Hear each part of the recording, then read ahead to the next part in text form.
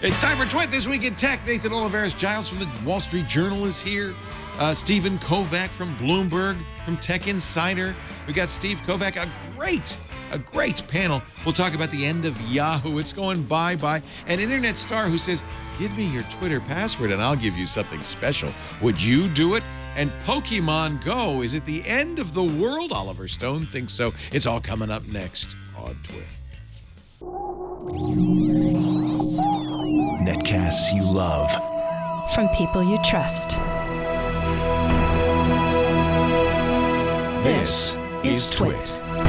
Bandwidth for This Week in Tech is provided by CacheFly at CacheFly.com.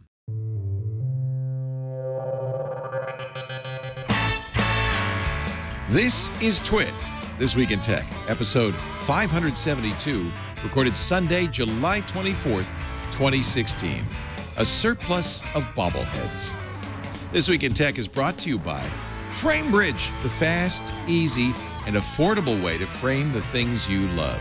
Visit framebridge.com and use the promo code TWIT for 15% off your first order. And by Trunk Club. Get clothes that fit, look amazing without ever stepping into a store again. Trunk Club will help you create the wardrobe you've always dreamed of with your own personal stylist. Go to trunkclub.com/twit and join Trunk Club today. And by Braintree. Mobile app development can be complex, but integrating your payments no longer has to be. With Braintree, your business can accept nearly every type of payment from any device with just one integration. Learn more at braintreepayments.com/twit. And by audible.com. Sign up for the Platinum Plan and get 2 free books. Go to audible.com/twit2. It's time for Twit This Week in Tech, the show where we cover the week's tech news. And man, there's a lot of it. At least that's what Nate Olivarez-Gile says. He's from the Wall Street Journal, joining us today. Giles, right? Yeah, you got it. I ask you this every time. I'm sorry. It's all good. Hard G, soft G. I'm confused by the whole GIF debate. I don't know. I always say GIF, but then... But you say Giles? Exactly. Yeah. I guess I'm a hypocrite. I don't really know how to slice that You're one of the few people in the world who can say you're a hypocrite when you say GIF. Because of my name and because GIF. Of your name, yeah. Yeah, that's lame. Great to have you. Also from Mark Milian is here from Bloomberg Business Week. Bloomberg. Are you still doing global, or you're now just tech in general? We do plenty of global. Yeah. All sorts of tech. Your boss is going to endorse Hillary Clinton. My boss's boss's boss's boss, Michael Bloomberg. The big guy. Does he come around much anymore? Yeah, he goes. Former mayor of New York. He's frequently he's head of the company. Large shareholder. When he was mayor, he probably had to kind of put the company into a whole receivership or something, right? Some sort of, yeah. He stepped aside, hired Dan Doctor off as then came CEO. back. And then once he was done with the mayorship, he came back, Yeah, nice. Good to have you as always. Likewise. And joining us via Skype from New York City is Steve Kovach. He is with TechInsider.io, and he's at Steve Kovach on the Twitter. Hello, Steve. Hello. Hot day today in the big city. It's ridiculous. I barely left my apartment this weekend. Yeah, I love the I went to the beach. I love the album covers. I've never noticed this. Yeah. Those are my dad's old albums, a few of them, and he sent me a whole bunch of them, and I framed a few. You know, it's funny. I recognize a lot of them. They're from my era, you know? Yeah, he listened to those when he was in college and in the Army. And your he dad kept must them be all my his years. age. That's so funny. Yeah, my dad's 61. Yeah, I'm 59. So, yeah, those are the same About the albums. same. Yeah. He's probably my roommate. Anyway, great to have you. I guess the big story which just broke today, Verizon is confirming that indeed they are buying Yahoo, $4.8 billion. Steve Ballmer's going, yes, yes. He bid $41 billion for Yahoo not so long ago when he was the CEO of Microsoft. That bid failed, and Steve dodged thereby a huge bullet. $4.8 billion doesn't seem like a lot. In fact, even when they first started putting Yahoo on the block, they were speculating $8 billion. Yeah, it's like 2 Los Angeles Clippers, basically. Yeah. Well, this deal, it's for the core company, which is search and media and all that stuff, but it doesn't include some of the intellectual property. They sold off the Alibaba stake in the spinoff. Yeah, so. I mean that was the most valuable part, wasn't it? Was Right. Yahoo And that would have Japan been included in the and Microsoft Alibaba. deal. Okay. 7 years ago, 8 years ago. Yeah, in whatever that fact, it says the stake in Alibaba and Yahoo Japan are worth $40 billion. So, in fact, that might have been a good deal had they been able to get that. $4.8 billion. That's things like Flickr, right? It's things like Yahoo Mail. Is Yahoo Mail the most valuable thing, or is it the ad business? Definitely the ad valuable. business. Still the Ads, ad yeah. and search, and just like they're kind of a lot of users that have stuck with them and just kind of go to them by default for a lot of web services. You know? Personally, the fantasy football, I think, is the most valuable part of Yahoo. They have a pretty good fantasy football, right? Yeah, it's very good. They have properties that are very highly visited. OMG.com is a very high traffic site, TV.com. But it does feel a little... News. Yahoo News. It does feel a little bit like Verizon's collecting antique internet properties. They bought AOL. Now they have Yahoo. I'm sure they're looking at Alta Vista thinking, is this can we add this to our collection? Yeah, where's Ask Jeeves at? You know? Yeah. I mean, They've mastered this sort of like rapid deterioration of internet businesses. Like they picked up Tumblr and then it instantly became Yahoo did. uncool. Yeah. But what has Verizon done with AOL that's really made AOL more exciting, more modern, more innovative? And that just makes me think, what are they going to do with Yahoo? I understand that they're trying to build themselves into a media company, into a fully fledged tech company, and not just, dumb pipes per se as a telecom provider. But I just, I don't really know what Verizon's vision is with Yahoo based on what they've done or not done with AOL. I guess AT&T is doing similar acquisitions. Is it that the business, being a cell company, is not a long-term good prospects, that you need to find some other things? You don't want to be pipes, you want to be content? I think it comes down to that, like showing growth. You're always gonna have growth as far as people, wanting to get web access in new places, whether that's cellular or that's delivering internet to the home or to a business. But this then gives them something to do with those pipes and to kind of leverage that ability to reach people. It gives them something to offer, and you're already seeing that. I think Verizon has an app. What's it called? Like Go 90 or something like that. Go 90. Yeah, and they're already delivering video content, and I guess if you're controlling the pipes, Comcast, NBC's trying to do the same thing. I don't know. Bloomberg Technology quotes Craig Moffett, who's an analyst, well-known analyst at Moffett-Nathanson. This deal speaks to a clear strategy shift at Verizon. They're trying to monetize wireless in an entirely new way. Instead of charging customers for traffic, they're turning to charging advertisers for eyeballs.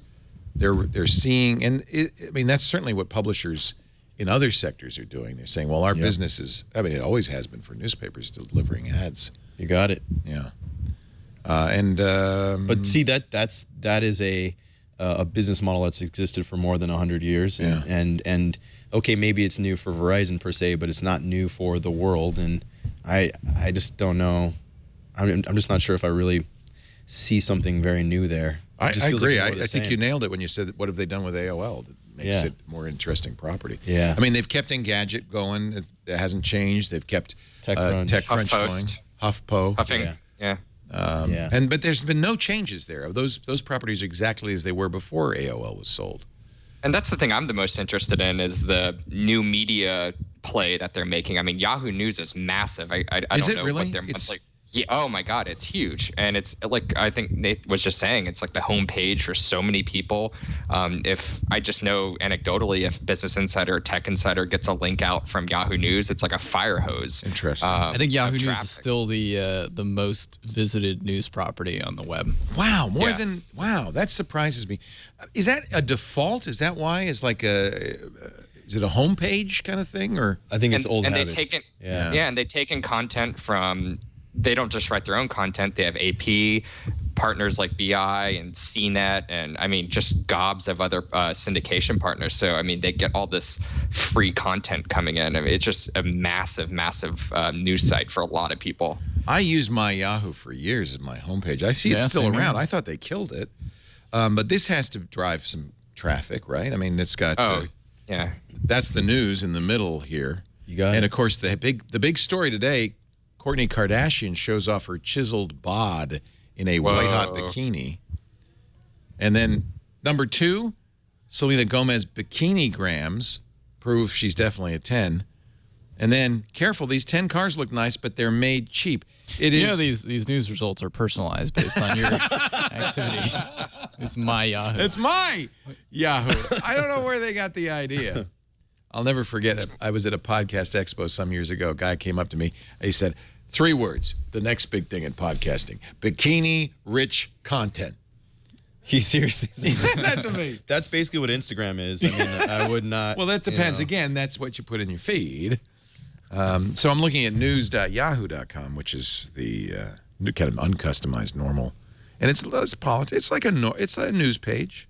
Yeah, and Yahoo Finance is great. I used Yahoo Finance for years, but Google has competitors in all these categories, don't they?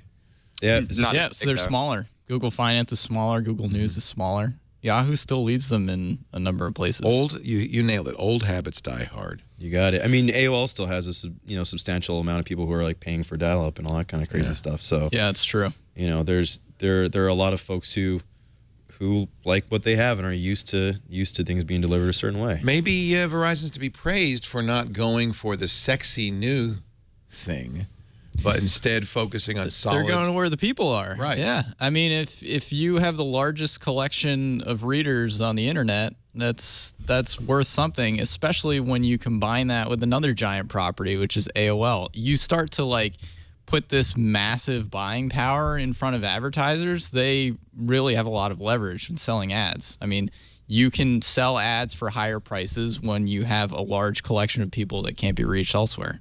But what is Verizon going to do that Marissa Mayer couldn't do, that she didn't do? I mean, she was, one of the sharpest minds in Silicon Valley, supposedly, and has been running it for the last 4 years. And, it's one thing to just sell ads against these sorts of things, but I just don't feel like I'm seeing any genuinely new ideas. Maybe it's more valuable to Verizon because of the business that they're in than it would be as a standalone property, I mean, yeah, and you combine it with AOL, which is another huge online media company. You put those two together, you can conceivably sell ads for higher prices.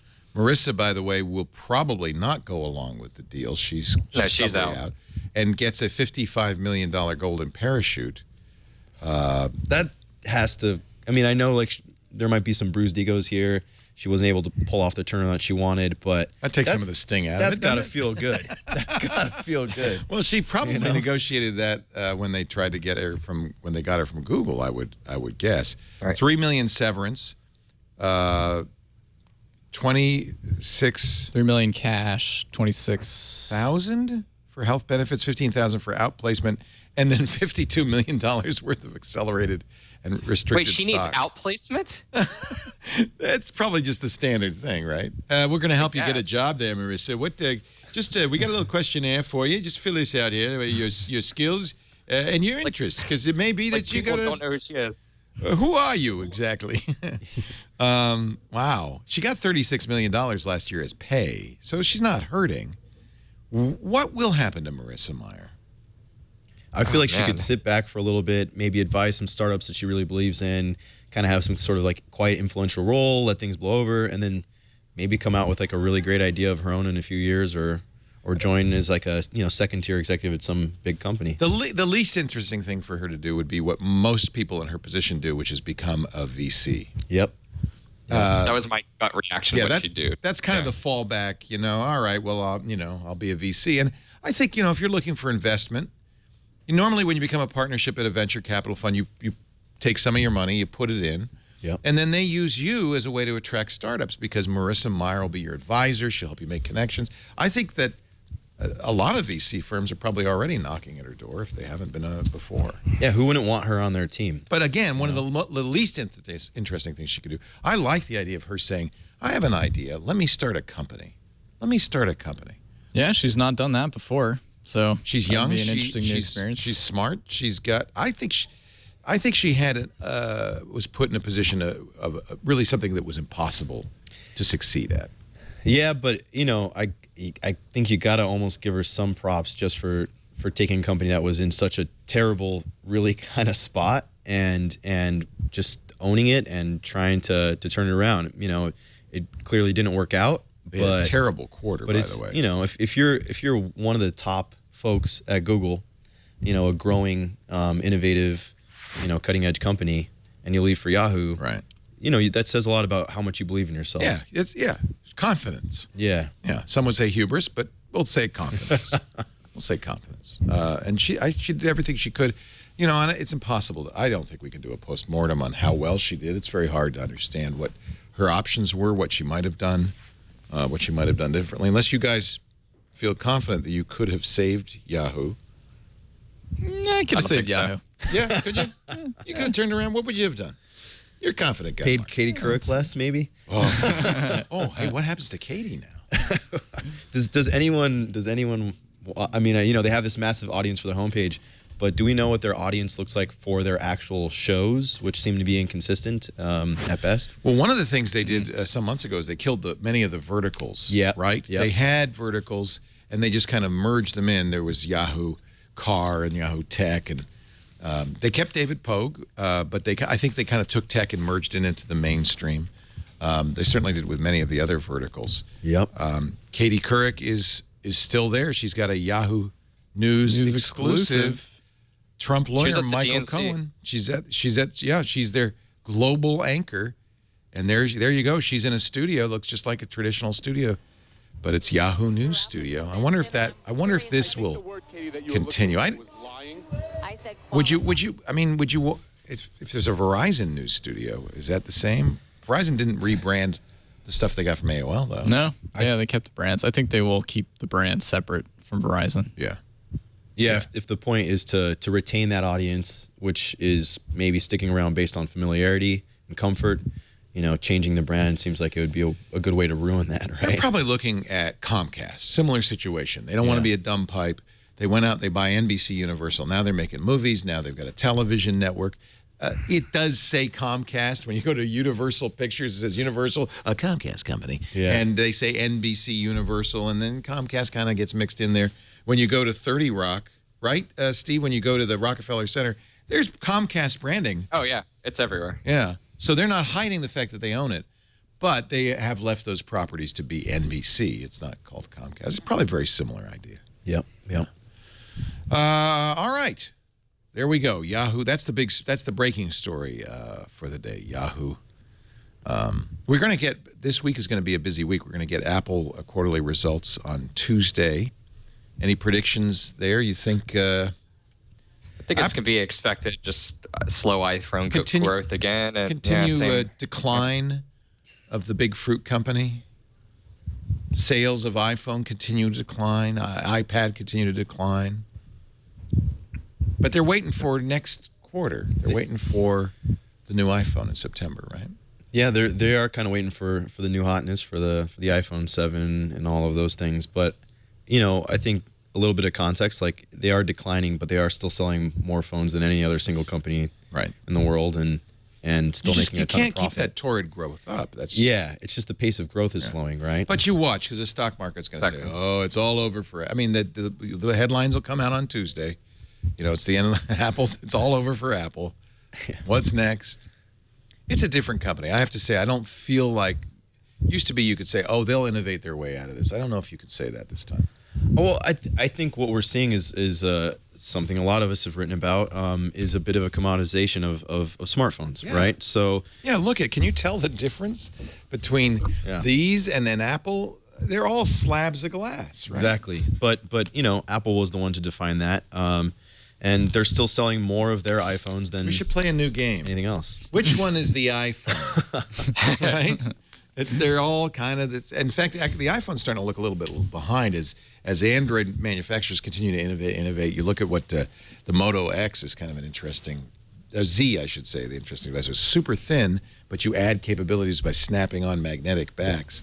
I mean, and the LG's doing the same kind of idea with the modules and Samsung's really gotten it together. I've reviewed Android phones for years, and I really hated a lot of the early Galaxy phones. They're much better now. They're fantastic. The S7 the cameras are great. The operating system, and we're going to see the way they cover Android is starting to not suck. Finally, a Note. We're going to see a Note 7 August 2nd. They're going to announce pretty soon. Will it be waterproof? Yeah, it should be. Why not? Now, I don't is see the why they 7 wouldn't have actually waterproof, or is The it like... S7 It is is. supposed to be, It yeah. I mean, you can put it under. In our testing, we put it. Didn't you under see a Lil faucet Wayne and- pouring champagne on it? Dude, Oh, I missed that. where have you been? It was a Super Bowl commercial. Yeah, yeah. And then his buddy pours champagne on his iPhone, and they go, "Oh, dude, you can't do that." It's actually a pretty funny ad. But I did talk to somebody who's very disappointed that his S6 was not waterproof, lost it. Yeah, they had it with the 5. They took it away with the 6. They brought it back with the 7. And was it Consumer Reports? I think it was Consumer Reports that dunked the S7 and said, "Well, it's not that waterproof." That was the active, which is the other active variation version. of it. And then apparently they fixed some kind of process that in the manufacturing process, and now that's okay. But no one should buy the active anyway. It's ugly. So Get the get Edge. the regular S7. You want get the Edge, which is the most beautiful phone you can buy right now. Totally impractical, but boy, it sure looks nice. It's the infinity pool of smartphones. Honestly, I'm not into the Edge, like the screen curves Really? in the end. Yeah, I mean, I love it. the screen curves, and I guess it feels nice in your hand or whatever, but The problem is it doesn't straight- make anything look better. I No, it touch does- it by no, it's just there accident to all be the pretty. time. It's a perfect Pokemon Go phone. Yeah. It's not there- And you know, it's not there any apps are function. built for flat screens, and then you have like that slight taper. I guess It's a little weird. It just kind of bothers me on you know. Yeah, like it. Apple. There's no doubt at this point, and I've been playing with iOS 10, that Apple is playing catch up in almost every respect, and in some cases is way behind. But I think what it's going to come down to for a lot of these companies, and this is where it's really going to be about Apple, Google, Microsoft, Amazon, and maybe Facebook, is how they tie all of these things together, right? So, you know, if you know, smartphones are growing to a point where it's something that everyone wants to have, and for a lot of people out there, it is maybe their first computer or their only computer. Then it's going to be about leveraging that and tying those things together. So the voice control is going to be important. The search sort of prediction that you're seeing with Siri and Google Now and Amazon Alexa is going to be important. And I think that's that next layer where things are going to go. Now, if you It's look all about software going exactly, forward. and Samsung isn't even at play in that regard. Because they're Motorola isn't Android. even- What are they going to do? right? Exactly. They're just making the device. Right. They have some software, but That's a good point. Where Apple could have its edge is making better software. That's where it's going. You know, and They've done that with the camera. I mean, the camera is Yeah. all about the software, not about the lens. You got it. So Google is in that position where they can tie all those services together on other people's hardware and maybe some of their own a little bit here and there, tying it in with the home and all of these things. Apple can do that. Microsoft with Cortana. Maybe you know, it could that's be why interesting. Google, it's rumored, will do new Nexus phones where they're going to take control of it. They're going to make themselves more like an Apple, where they make the phone beginning to end, control it totally. Yeah. Maybe that's what's going on with Google, is they say, well, That's definitely what's going on. Yeah. There's no question about it. That's the only way they see they can really push Android forward is to make Do it their own themselves. hardware in a very Apple. I mean, they hired Rick Osterloh to run this new Yep. hardware division. He and was at phones is a Motorola Major. was He was at great at Motorola Motorola. before. Yeah. And this is a major part of that is his team. It starts with the phone and branches out to things like home, maybe some tablets and Chromebooks and VR headsets if you want to get wacky. But I mean, it starts with the phone.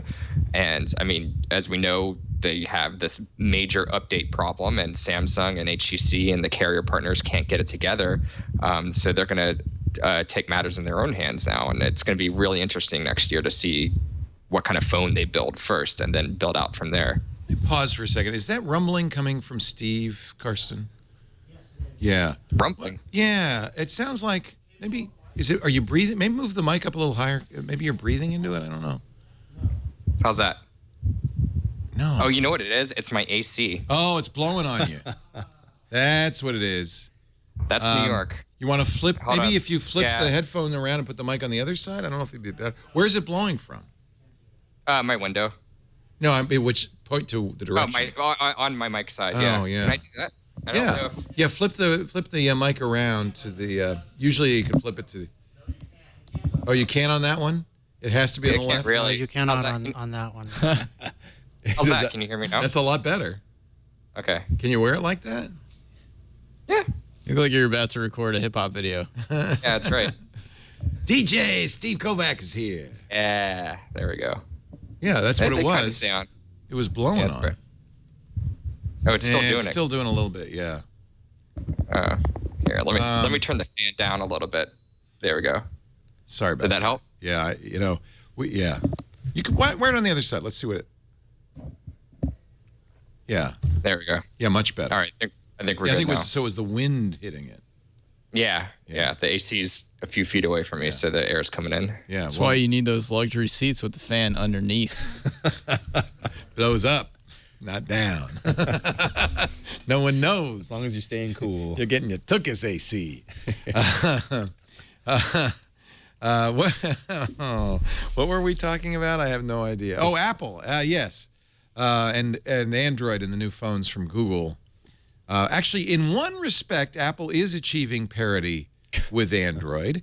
Android has its stage fright exploit, an exploit that would allow you to send a malformed MMS message to an Android device, and the media player would give you full access, and you could pwn the machine. Looks like OS X, iOS, even Watch OS and TV OS had the same vulnerability. Cisco discovered it, did the right thing. They told Apple before they told the world, and Apple has pushed fixes for OS X El Capitan, iOS, Watch OS, and TV OS. So update, folks, because what would happen is somebody sends you an iMessage, malformed iMessage, and he or she could actually take over your phone, remote court execution, get everything.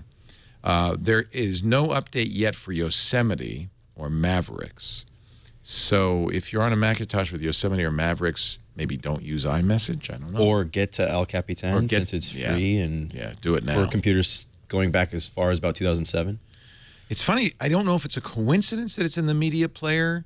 It's in very much the same place as it happened in Android, or just that these are kind of vulnerable parts and pieces. Windows has had problems in the past with the WMF player, DLL, because you could send it an image and it would allow a buffer overflow, and then you could use it to execute code remotely. Well, both Android and iOS are Linux-based, and this exploit for iOS... Well, iOS isn't Linux-based. It's BSD. Yeah. Yeah. And so what this was doing is it was using the API that iOS uses to render images. Right. And taking advantage of that. Very similar to that. Yeah, so you get something in, you think it's a TIFF, you render it as a TIFF, and then it changes into malware. So, you know, all the software updates went out on Monday. So if you have any kind of Apple device, like it's not advice, it is instruction, update it to the latest operating system you have. It's free. Just take the time to do it. You know, the fix is already there. But this was a serious enough thing that it pushed Android to issue monthly OS updates, you know, Google to push monthly OS updates to Android last year. So it's not a joke. It's definitely something people could take advantage of. And especially with Cisco, the way they explained it, they kind of detailed how the exploit works, and really, you know, now that it's publicly known, it seems like folks would actually take advantage of it. So it's really important that you update it now. Yeah, just do it. It's free. Yeah. It's easy. Let's take a break. When we come back, I want to talk a little bit about Windows. We're only a few days away now from the end of the Windows 10 free upgrade, and Microsoft's in one last annoying push, getting even a little bit more aggressive, getting you to Windows 10. Lots to talk about. Got a great panel for you. Mark Milian from Bloomberg Business Week, bloomberg.com/tech, from the Wall Street Journal, Nathan Olivarez-Giles, and from Tech Insider at techinsider.io, Steve Kovach. We got a new sponsor to tell you about. You know, actually, I want to show you framing. Have you ever done framing? Like framing a picture? Yeah, or? like you got a poster. No. No, you don't, because you just put it on the wall with thumbtacks, because you're a young guy. Well, frames are expensive. Oh, you're right. They're horribly expensive. Yeah. Unless I got a new sponsor for My you. walls are just empty. It's No, sad. but because you should, you should put some stuff up. Right. I want to tell you about Framebridge. This was actually founded by somebody who did a frame. Oh, I think, what did she have? She had a drawing. What was it? We heard the story. She had a poster, and the frame cost more than the poster. And she said, well, this is kooky. So she started Framebridge, which is the easy way to do custom framing online. And you know, I've been doing framing of crazy things. Like this is, look at this. This is a 2FX motherboard framed. Oh, that's right? Cool. That is cool. You don't. It's not just pictures you can frame. This one I got to get reframed. I'm going to send this to Framebridge. Look at this. This is core memory. Remember the old, you don't remember it, but in the old days, memory was wires around magnetic cores. So motherboards make a great thing. You got pictures. You can get your Instagram pictures. They have mini frames for Instagram pictures. We have, I thought, since they're a new sponsor, I'm going to show you what it looks like. Pricing starts at $39 for an Instagram. If you've got a giant movie poster, $139. Now, if you check the frame store, 2 or 3 times more. So this is very affordable. They have a happiness guarantee. They guarantee that they will give each piece personal care and attention, and if you're not happy, full refund, so you're never at risk. So I forgot what we framed now. I sent this away, and I forgot what we framed. Let's see here. A Pokemon screenshot. By the way, they package it, because it's your precious thing, right? Very well. So you'll have to forgive me here as I tear into this packaging. You know, bubble wrap and everything. Oh, look at this. This is nice. This is a family photo that we got. I think Lisa took this picture. And how much did this cost, Lisa? It was under $100, I think, right? It was the small frame. So it's a small frame. Instead of spending hundreds of dollars at a framing store, let Framebridge take care of you. You can call them, you can walk through it, or you can do it fully online for diplomas. I have now, I'm going to send this off next, a map, I love it, of all the undersea cables. It's huge. And we looked at getting it framed at our frame store. It was so expensive, I said, I'm not doing that. So we got Framebridge now. Whether you're looking for eclectic frames for the photos on your phone, you need help planning a gallery wall, Framebridge has you covered. And we've got a deal for you. Let me just get this out here. Look at that. Isn't that beautiful? Look at that. It's a nice shot. Beautifully framed. I think Lisa took that of Michael, our son, and his friend Tanner, right? That's beautiful. That was in Newport Beach. And it's all framed. They send you with the kit everything you need to hang it on the wall. Look, they even put little felt stops. So this is a quality framing job. This is not a budget framing job, but it is a budget price. They use premium real wood moldings, acid-free mat. That's important, so that it won't decay the thing you're framing as the mat decays. Foam board, shatterproof acrylic glazing. So it's as good as glass, but less glare, and it protects you from UV. So it really protects your artwork. Their delivery timeline is incredible. They get it to you fast, and you're going to get 15% off when you go to framebridge.com and use the promo code TWIT. 15% off your first order. This is something that people don't do because it is so expensive. I can tell you, having framed art, whether it's yours or framed photos, is awesome. And what a fun thing to do, to take your Instagram photo and get a frame instantly. Framebridge.com, and make sure you use that offer code TWIT so you get 15% off. You can safely ship your art to the studio in their prepaid packaging, or upload a picture on the Framebridge site, or use the Framebridge app. And you can even upload directly from Instagram. Framebridge.com. We welcome them to This Week in Tech. Nice to have you. Moving along, talking about more tech news. Elon Musk's master plan. He shouldn't call it a master plan. I'm just saying. Why not? It sounds great. It sounds Does it? diabolical. It sounds like he's he's from like a comic book. He's playing up the evil genius thing, right? He should be doing it and then the blog post is master plan part duh. for unknown reasons. Well, he did the first one. It was part Well, no. It was part 1. It wasn't part 1. It was just master plan. Master plan. Yeah. So he did this 10 years ago, and actually I give him a lot of credit because he's always been very upfront about what are we trying to do here. And it's not I want to build a rocket company with SpaceX, or I want to build a car company with Tesla, or I want to build a solar panel company.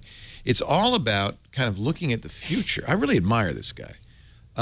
Looking at a sustainable future for our planet, getting us off fossil fuels, getting us on renewable.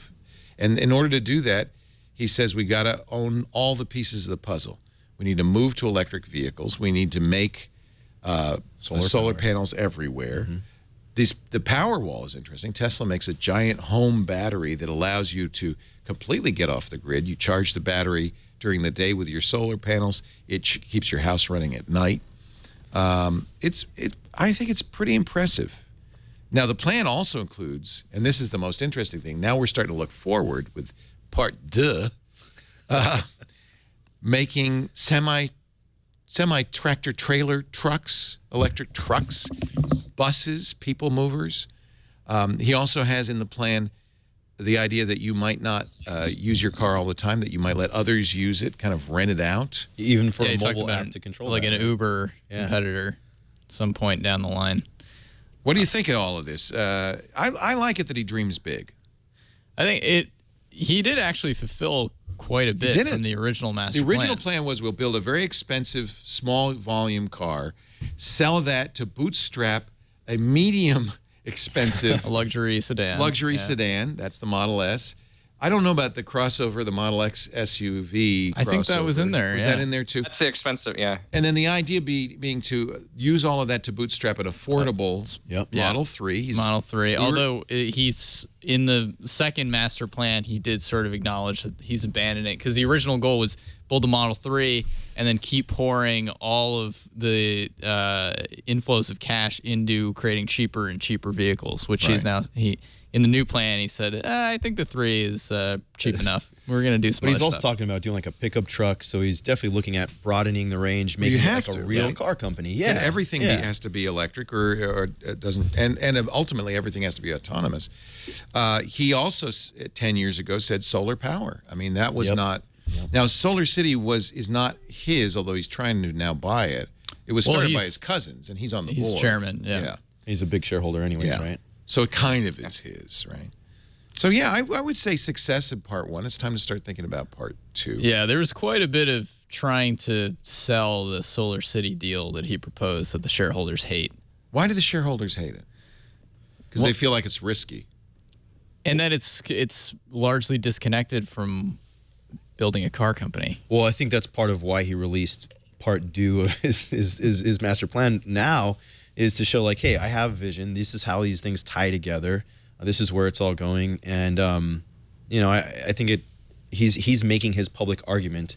And especially with him coming out recently saying he thinks this is going to pass by a 2/3 vote to approve this. So acquisition. he believes that the stockholders will go for this. Well, he believes that. Yes, it seems. But he also he's at believes least we're in to a sell people on simulation and it's not real. Right. Yeah. But he's trying to sell people on that. Like this is his pitch, and he's saying it's going to be 2/3. And even if he doesn't believe it, he's trying to make it a reality. He's trying to swing people around.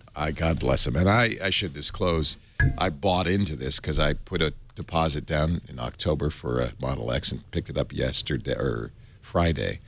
Took the factory tour. They're already remodeling the factory. They're already making. It's a big factory. They bought the old General Motors NUMMI plant, which has 10 times the capacity that it's using right now. And so a lot of it's just storage, warehouse. It's empty. Yeah. But they were starting construction for the Model 3 part of it. It's kind of a cool plant. It's all a lot of robots, a lot of big giant German and Japanese robot arms doing arc welding, moving the car on and off conveyor belts. It's pretty amazing. So I may be a little bit of a Kool-Aid drinker, or what is it? Ipanema pomegranate drinker when it comes to Tesla. But I love the idea. And I have to say, we have Solar City panels. I've ordered a Powerwall. The idea of when I drive down the street, it's being not just zero emissions from the car, but zero footprint because I made the energy with the help of the sun. I made the energy myself. Is kind of a nice feeling. And I think that this is a reasonable place to push the world, right? If we're going to save it. It makes a lot of sense. I'd like to see a little bit more accessibility. I'd like to see him not necessarily abandon expensive, right? Yeah. But I mean, that's where things start. And even though he did, like Mark said, pull back a little bit on that plan for cheaper electric vehicles, it still seems to be part of what the overall vision is. But I mean, I think that's super important. If it's going to catch on, there needs to be no barriers based on your income level to take part in this sort of thing, which those are real and those exist today. But I think the semi-trucks running on electric power is actually pretty huge because that's kind of an economic backbone. It's something that's not going to get replaced anytime soon as far as like shuffling things around the country and internationally. And if you can sell an entire industry on that to support electric vehicles, maybe that can help subsidize some of the consumer-facing business. He's also really still all in on autonomy, even though there have been some negative headlines. He points out we're terrible drivers. The automotive fatalities are up 8% in 2015 to 1 death in every 89 million miles. He pointed out very quickly that Tesla's autopilot has been death-free for 110 million miles. So even by that measure, it's safer. He says autopilot miles will soon exceed twice that number, and the system gets better every day. He says, Consumer Reports said you should disable it or at least relabel it. Autopilot is giving people confidence in something they shouldn't have confidence in. He says it would make no more sense to disable autopilot, as some have called for, than it would to disable autopilot in aircraft, after which our system is named. And he points out it's beta. And he said, we're going to keep it beta till autopilot is 10 times safer than the U.S. vehicle average. At that point, we'll remove the beta label. And when self-driving is approved, true self-driving is approved by regulators, it will mean you'll be able to summon your Tesla from anywhere. Once it picks you up, you'll be able to sleep, read, or do anything else en route to your destination. This is, by the way, people read this and they think they can do it now. And that's why... That's the tricky part, yeah. You really maybe shouldn't be pushing this so hard, because there are people doing that. Don't do that, you nut! You'll also be able to add your car to the Tesla shared fleet by tapping a button on the phone app and have it generate income for you while you're at work or on vacation, significantly offsetting, at times potentially exceeding the monthly loan or lease cost. There's a real problem right now. We're building a lot of cars, and most cars are not utilized more than 10%. So that's a huge waste of natural resources. The idea of sharing can make a massive difference as well. You know what? Isn't it great that you have people who dream big? Well, it's not just, to put a little reality check, it's not just Elon Musk who's thinking about this. Like, I mean, he put out this cool master plan. He's Elon Musk, so we kind of glorify it a little bit. But Ford and GM and all the traditional car companies are thinking exactly the same way, especially when it comes to those services and car sharing and leasing out your own car. So it's not just an Elon Musk thing. I think we're a little too enamored just because it's him. I give him a little credit for stimulating this, though. I think Ford, and I have some... Ford has been talking about it for a year now. A year? Yeah. Elon's been talking about it for 10 years. GM bought Sidecar. They made a big once investment Uber in took Lyft. off, they realized, okay, car sharing is going to make... It was Uber. Than Elon Musk. Right. But I think Elon, it makes sense what Elon's saying, which is Uber is just a first step. What you really need is autonomy. Yep. Then Travis Kalanick has talked about this too. Oh, I know, and I've talked to Brad. I can't remember his name. Templeton, who is an autonomous car expert. He was one of the creators of Usenet. He's been around a long time, and I talked to him 5 years ago. He said none of this really lives up to its potential until you can have a car come to you when you need it and then take off when you don't need it. That's the ultimate hope for autonomous vehicles. It's not about us not driving as much as it is about a much more even distribution of transportation. Yeah, I think you have to give Musk a ton of credit for, like you said, stimulating, driving this conversation. It would probably be taking place whether he was there or not. But I mean, a good example is that NUMMI plant that was a Nissan or Toyota plant. Toyota/GM, right? Yeah, that he bought. They were making some electric cars there, right? And they shut it down. They pulled out very famously, right? Very famously. General Motors has made seen the movie Who Killed the Electric Car? Exactly. I mean, there are a lot of reasons why automotive companies don't want us to leave fossil fuels behind. There are a lot of reasons why energy companies, like the oil companies, don't want us to leave these things behind. They're dipping their toes in the water. They're saying this is the future of everything, and they're going that direction. But no one is doing just this the way that Elon Musk's companies are, which, whether or not that makes good business sense at this point remains to be seen, right? But it's something you have to acknowledge. This is clearly an idea whose time has come, and of course, many people have been talking about this. I don't think he's, soul-handedly created this, Certainly but he's not. one of the people who's really pushing it forward faster than anybody. You can't say that he's not well ahead of all the other automakers. In this. Sure. The master plan is, in short, he says, create stunning solar roofs with seamlessly integrated battery storage. That's Solar City plus Powerwall. Expand the electric vehicle product line to address all major segments, trucks, people movers. Develop a self-driving capability that's 10 times safer than manual via massive fleet learning. All of this, by the way, has to be bootstrapped. Somebody has to say, we're going to take the first steps. Yep. You don't get the massive fleet learning until you have a massive fleet. You don't get a massive fleet until you get a few early adopters to buy this stuff. It all takes somebody to bootstrap and finally enable your car to make money for you when you aren't using it. The only thing that kind of scares me about all this is if we have cars that are driving themselves and we can sleep and all those things. Like, no one's actually going to sleep.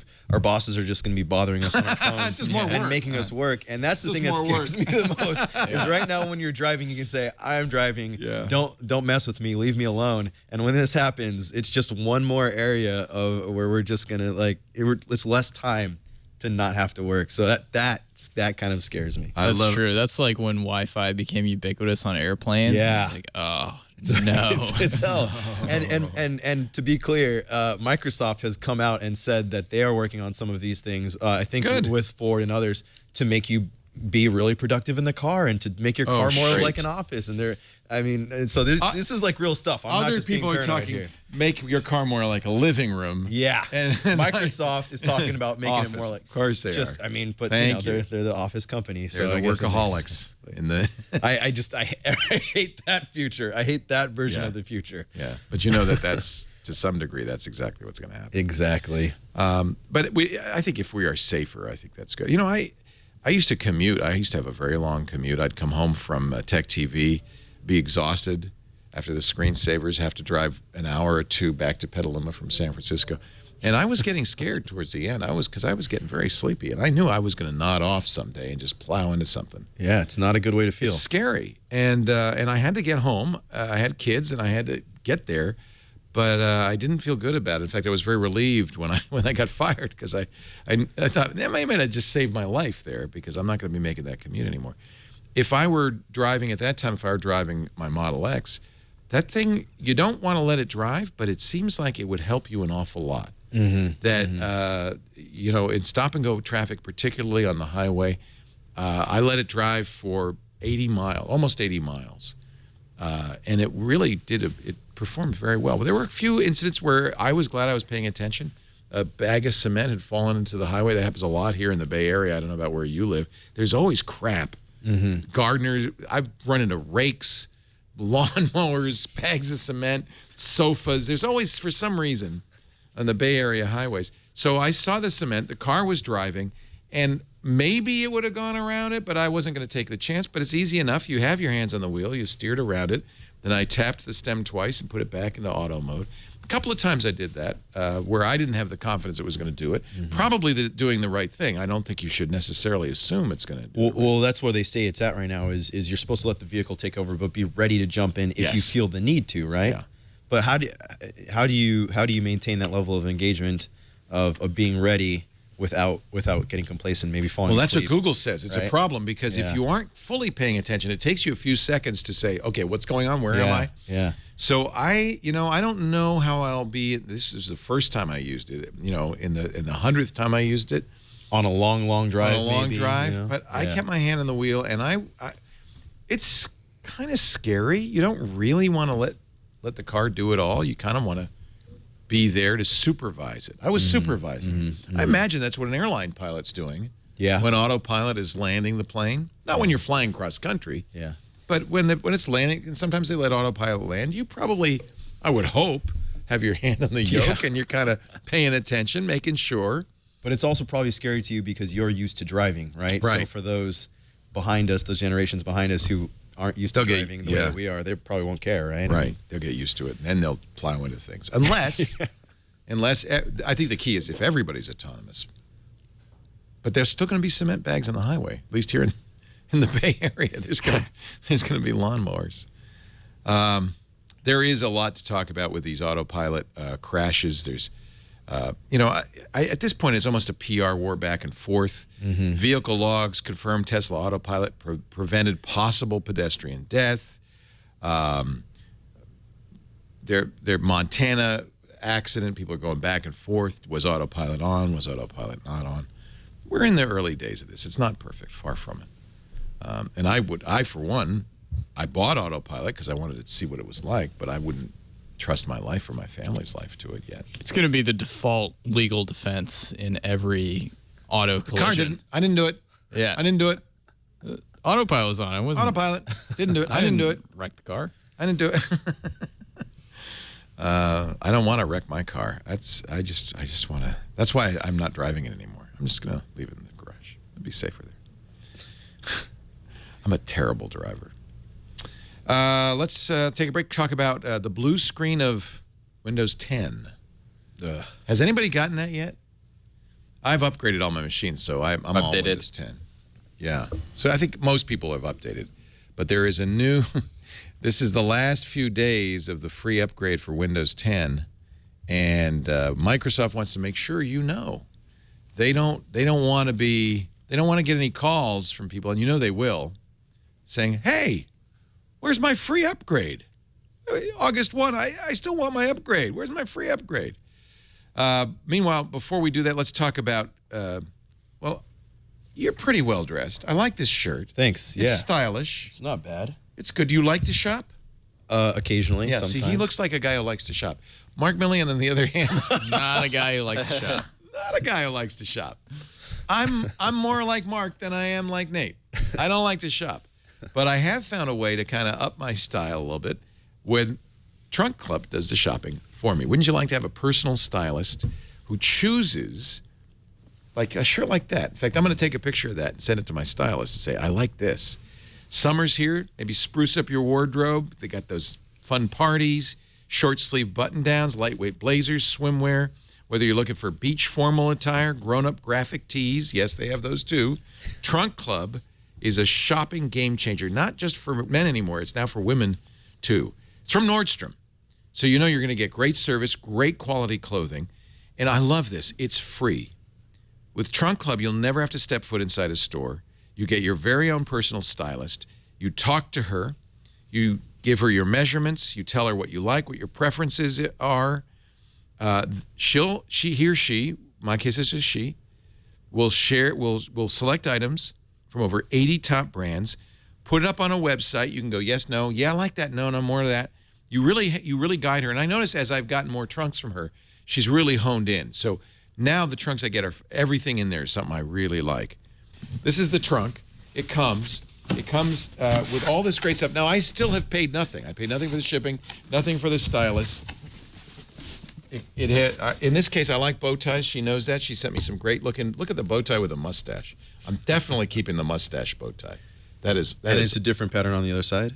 That is awesome. Yeah, it does double duty. Yeah, that's it. And there's some shirts. There's some Nate Olivarez-Giles type styling shirts in here.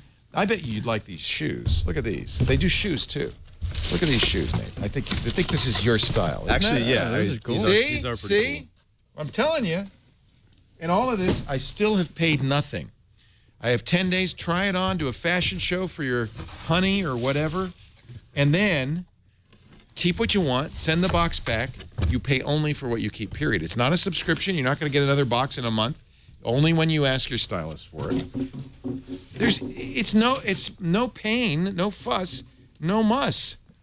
If you live in Dallas, New York, Los Angeles, Chicago, or D.C., you can stop by their actual physical trunk clubs and meet your stylist and work with them. That's also free. The service, the shipping, always free both ways.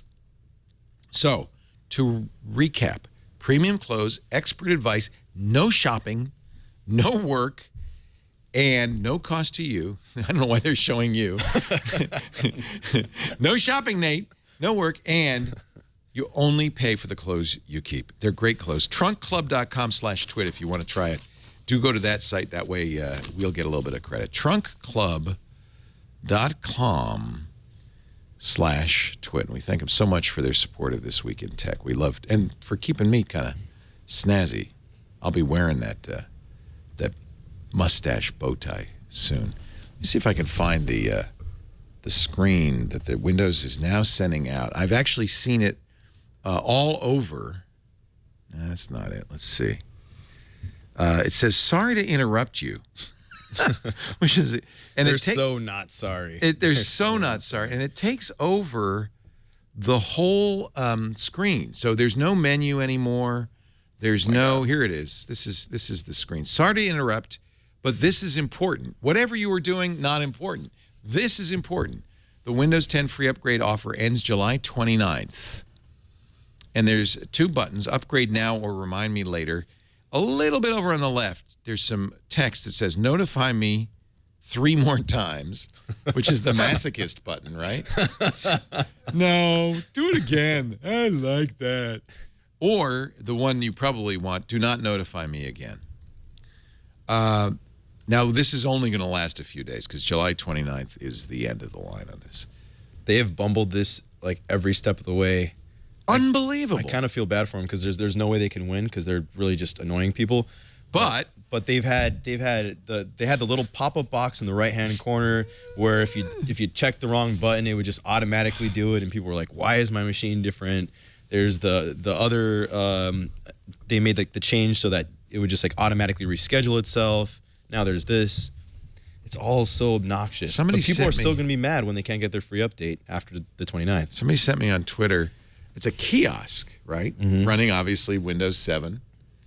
And the whole kiosk is non-functional because it's got that big blue screen. It says, sorry to interrupt. That sucks. I mean... but people are still... I mean, people are going to be mad at them for doing it this way. Exactly. You're going to get calls on July 30th. What do you mean I don't get the upgrade anymore?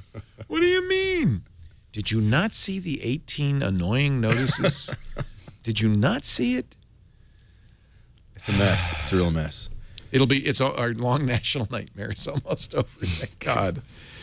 They do say, by the way, that if you're using assistive technologies on Windows 7 or 8.1, you will be able. The deadline is extended, which is a good thing. Oh, okay. So if you're using a screen reader or something like that, you have a little more time to go to Windows 10.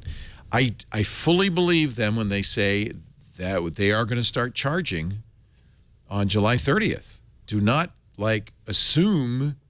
No, they're just joking. No, I think they are going to start charging. I think you're right. I think, for shareholders and quarterly earnings reports and all that stuff, they have to start. They have to. $119. Yep.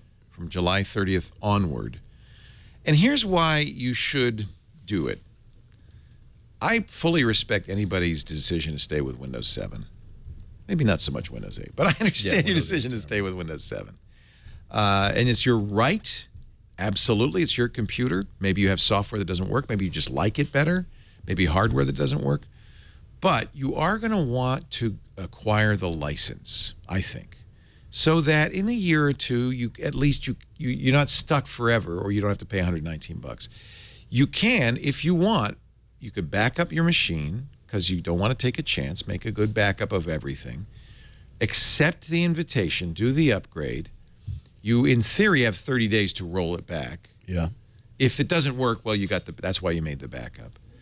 If, as soon as you've activated Windows 10, as soon as you go to, My Computer and it says Windows 10 activated, you can now go back because you can go to Windows 10 anytime from then on.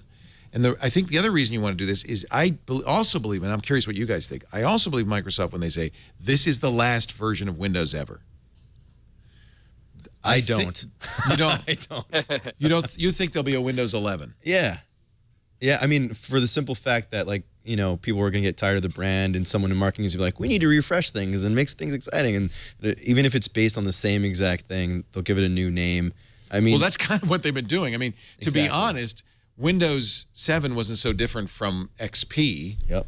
Or NT, or even Vista. It just had a different UI, but it was the same under the hood pretty much. Yeah, we've been on OS 10 forever on the Apple side. Yeah. Now it's going to be called Mac OS. It's the same operating system with iterative updates about every year or two, and it keeps things fresh and exciting. And, they skipped Windows 9. They called it Windows 10, and they say it's the last version of Windows that's ever going to come out, but they're going to be updating it regularly. There's going to be new features. There's no guarantee.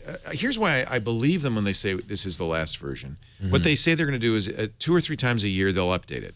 So you're going to get a new version of Windows yearly, or maybe even more often than that. Yes. Just as you're getting the anniversary update is coming out roughly the same time frame, August 2nd, they say. That's going to continue. I think they'll still be selling Windows licenses to business, which is the big part of the profit center. You got it. They'll still be selling it through OEMs, because if you buy a new computer, it will have Windows 10 on it, and they'll get whatever they get. We don't know, $15, $25. That's not going to change. How many people upgraded Windows? I mean, went and upgraded Windows. That's a small portion. That's the only money they're losing on this. If they don't make you pay. Yeah, but there is an argument, and when you look at PC sales and analysts and stuff, they say that a new operating system is, for some, a reason to buy a new computer.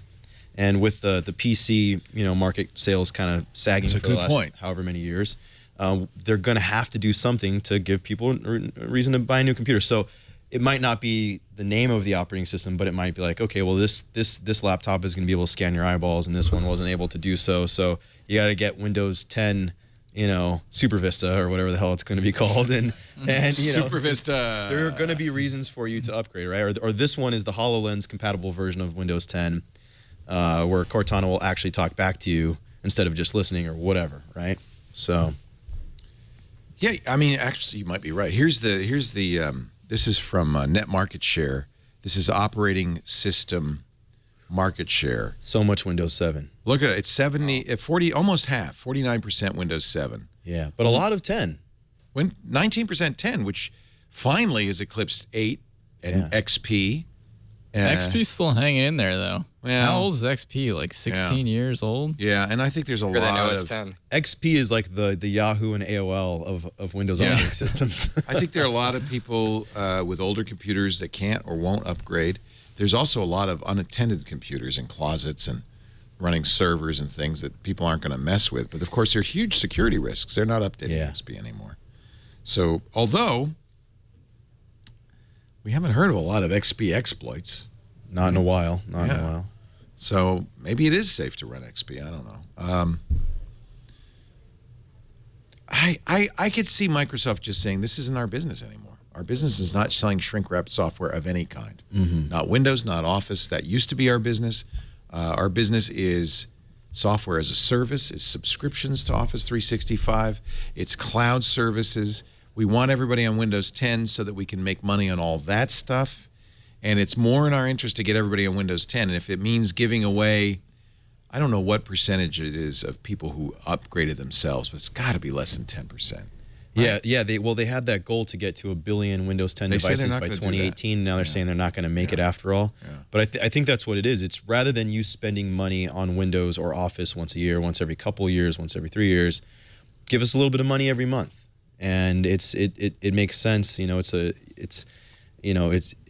If you're trying to build if you have a publicly traded company and you want to show some sort of a consistent user revenue coming in, having the same amount every month from a lot of people seems like a healthy business to build. So does that make sense? I think that we've always wanted to do that. Well, you raised the really, I think, the sole issue, which is PC manufacturers. Yep. But it's not Microsoft's job to get their OEMs businesses healthy. It's not.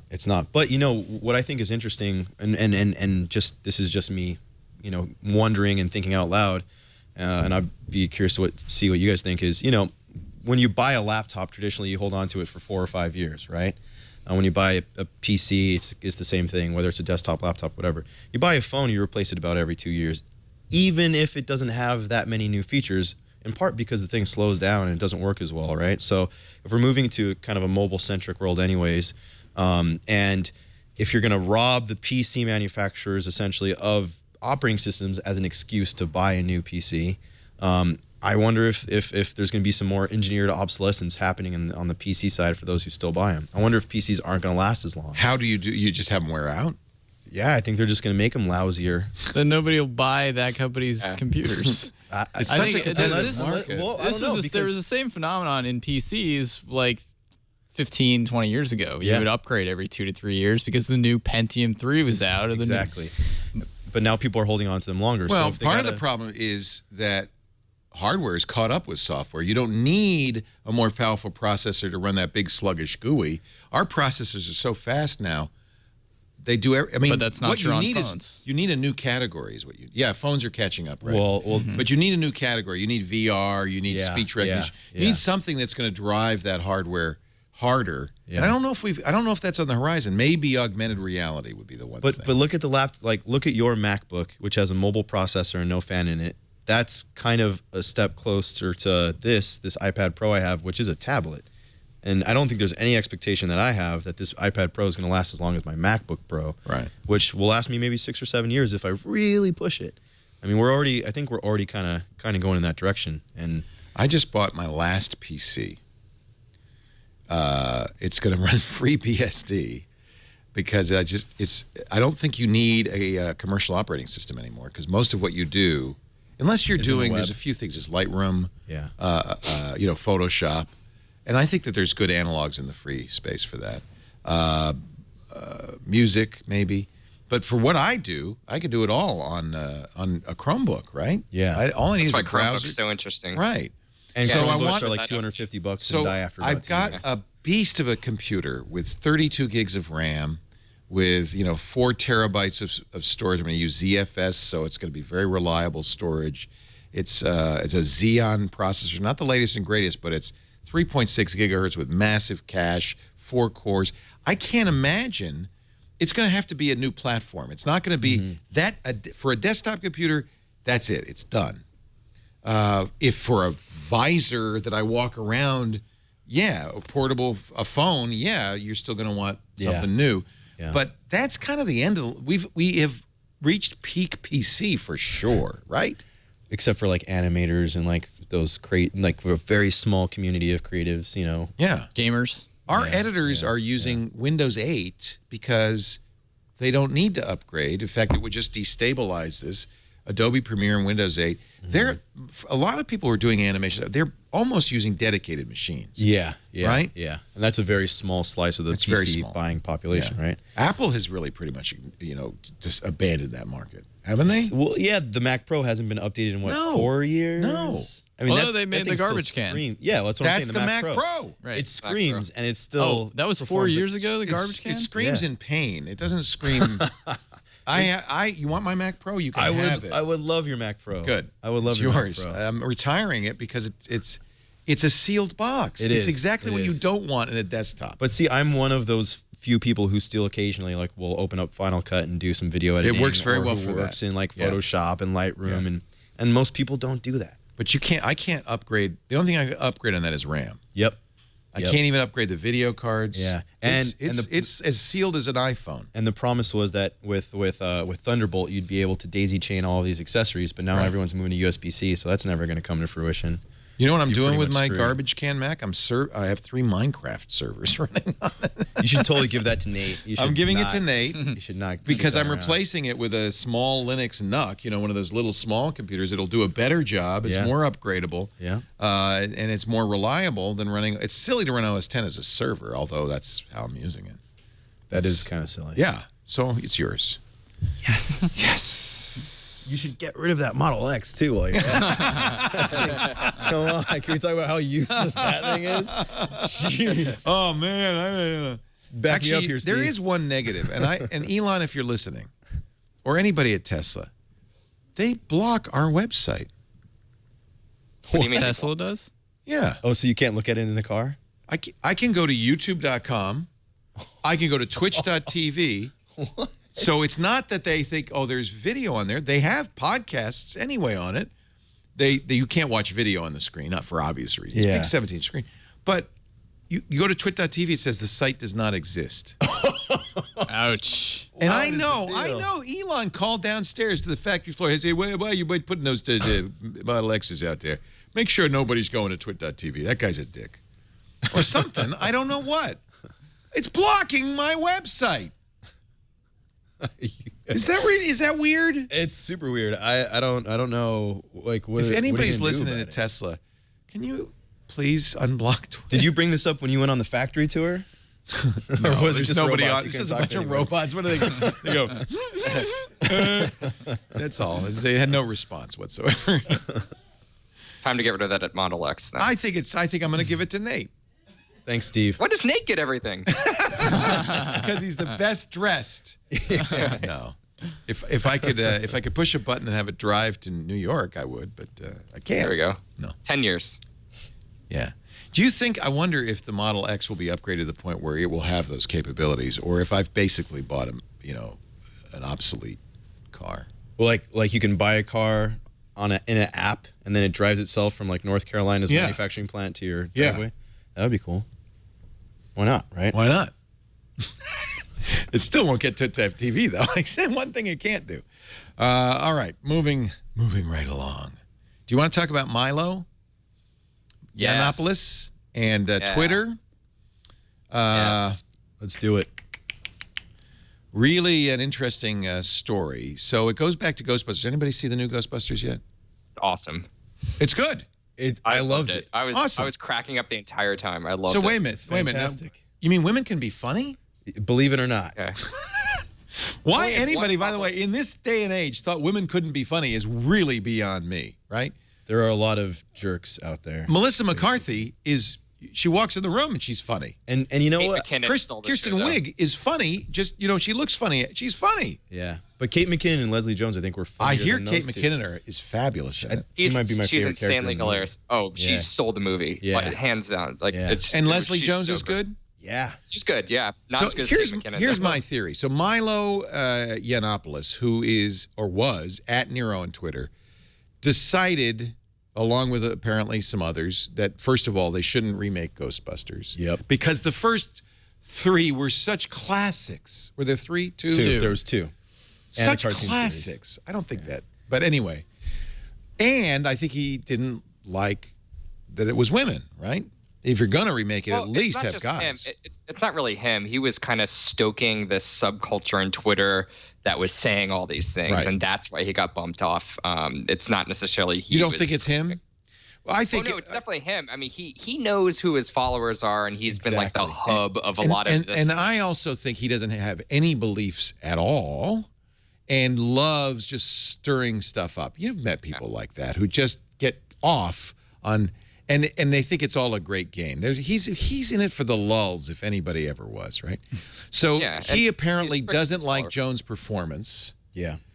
and starts I don't know what did he tweet racist stuff or he just incited his followers to tweet racist he stuff? incited it. He kind of winked and nodded. And he was pointed saying at some it. stuff like she's ugly and Yeah. He was kind of pointing that direction, and given that he knows who his followers are. he and knew those that they things- would then post gorilla pictures Yes. and really, I mean, Exactly. terribly racist stuff. Unquestionably racist, sexist, and just very hateful and kind of xenophobic in general. She started retweeting, which I thought was an interesting response. It's very hard to know what to do with trolling. Do you ignore it? A lot of people say just ignore it. Don't give them any energy at all. Yep. But it's hard when people are tweeting pictures comparing you to a chimpanzee and you're an African American. Do you want to ignore that? That is, I can't imagine it. Hateful stuff, death threats, horrible stuff. So it takes the unusual tack Of essentially exposing them, making it public, Retweeting letting them. everybody see. Yeah, the feeding hateful the BS she's trolls. getting. Yeah. and then says, and that's it, I'm out of here. I'm leaving Twitter. But it was like, I mean, in her defense, like she had been getting this for days and weeks, and You don't have to defend right? her. And then you do not have to yeah. defend her. And I mean, like, could you imagine the emotional toll it's going to take out of you after spending all Reprehensible. day retweeting the BS, which just got more and more of those. Believe hateful me, I don't have to jerks imagine Yeah, it. you know, I it's just can- like, I'm there, baby. yeah. So Twitter's response to this is to ban Milo. Permanently. Permanently ban 'Cause they Milo. banned him They had before. punished him before by taking away his blue check. We're taking away your blue check. But now they ban him. Now, on the one hand, of course, because he is using his real name, I mean, at Nero's not, but it's everybody knows it's him. Yeah. He doesn't hide that it's him. It even says in his bio, they could ban him. The trolls, they can kill that account, but they just come back. They can't effectively stop And there are literally the millions of abuse. them. You Millions cannot of those stop guys. the abuse. Yeah. So in some ways, I feel like he's being punished for doing the right thing, which is abusing her with his real name. It's never right to abuse, Well, but at least sure he's that's using the his real right name, right? He's using his real name, and yeah, he's not hiding behind anything. Sure, you can give him credit for that. Well, I but don't want to give him a lot of credit, but the fact of the matter is if you're using, like, Twitter's terms of service say very clearly, if you're using it to abuse other people, you might get kicked off the service. Yeah. I like, and you know, he his whole says- argument of free he speech says, is just I am the BS. most fabulous supervillain on the internet. I mean, he Did he forget about Martin Shkreli or whatever that Shkreli? guy's name? Martin Shkreli, yeah, there's another villain. But Milo loves this. He thinks it's fun. He enjoys it. And in fact, this is an article on Medium by Lori Penny called "I'm with the Band," She went to Milo's party at the Republican convention the night he was banned, and he was thrilled. Yeah. Best thing that could ever happen to him. He loved the publicity. So it's not a punishment, right? It just validates him, gives his brand mileage. We're talking about him. I wouldn't have talked about him otherwise. Yep. He's in all the media. He says, so let's see. Well, he was claiming that's the end of Twitter as a whole. She says, how does he feel about his suspension? It's fantastic, he says. It's the end of the platform. The timing is perfect. I thought I had another 6 months, but this was always going to happen. And he thinks it's the end of Twitter. Yeah, which is just not, shows obviously. how overblown his own ego is in this But regard. it doesn't. I mean, honestly, like I think it's in some sense it's good for Twitter to do this, because if he is one of those kind of figureheads of like a really terrible community that exists on their platform, on their service, take down those big folks, because those people who do use Twitter in that capacity to promote themselves and to build a business and to build a reputation, as in this case, if you want to call him a journalist or a blogger or whatever, he can't use that platform anymore. He can't reach millions of people that way anymore. The other trolls that were following him around, punishment, however. Yeah, because the other trolls that were following him around, they don't have millions of followers. There's no point. They're just having fun. Exactly. They're just a bunch. So if you're, you can't get rid of trolling altogether, but you can get rid of the folks who are leading some of this really hateful BS. You can't let it go without any punishment, without any sort of recourse. So I think nobody denies it's their right to do this. It's a private platform. Oh, plenty of people deny it. Are you kidding me? Really? So, oh my God, you should see I wrote a column about this, and you should see the hate mail I'm getting about this. People think it's a violation of free speech rights.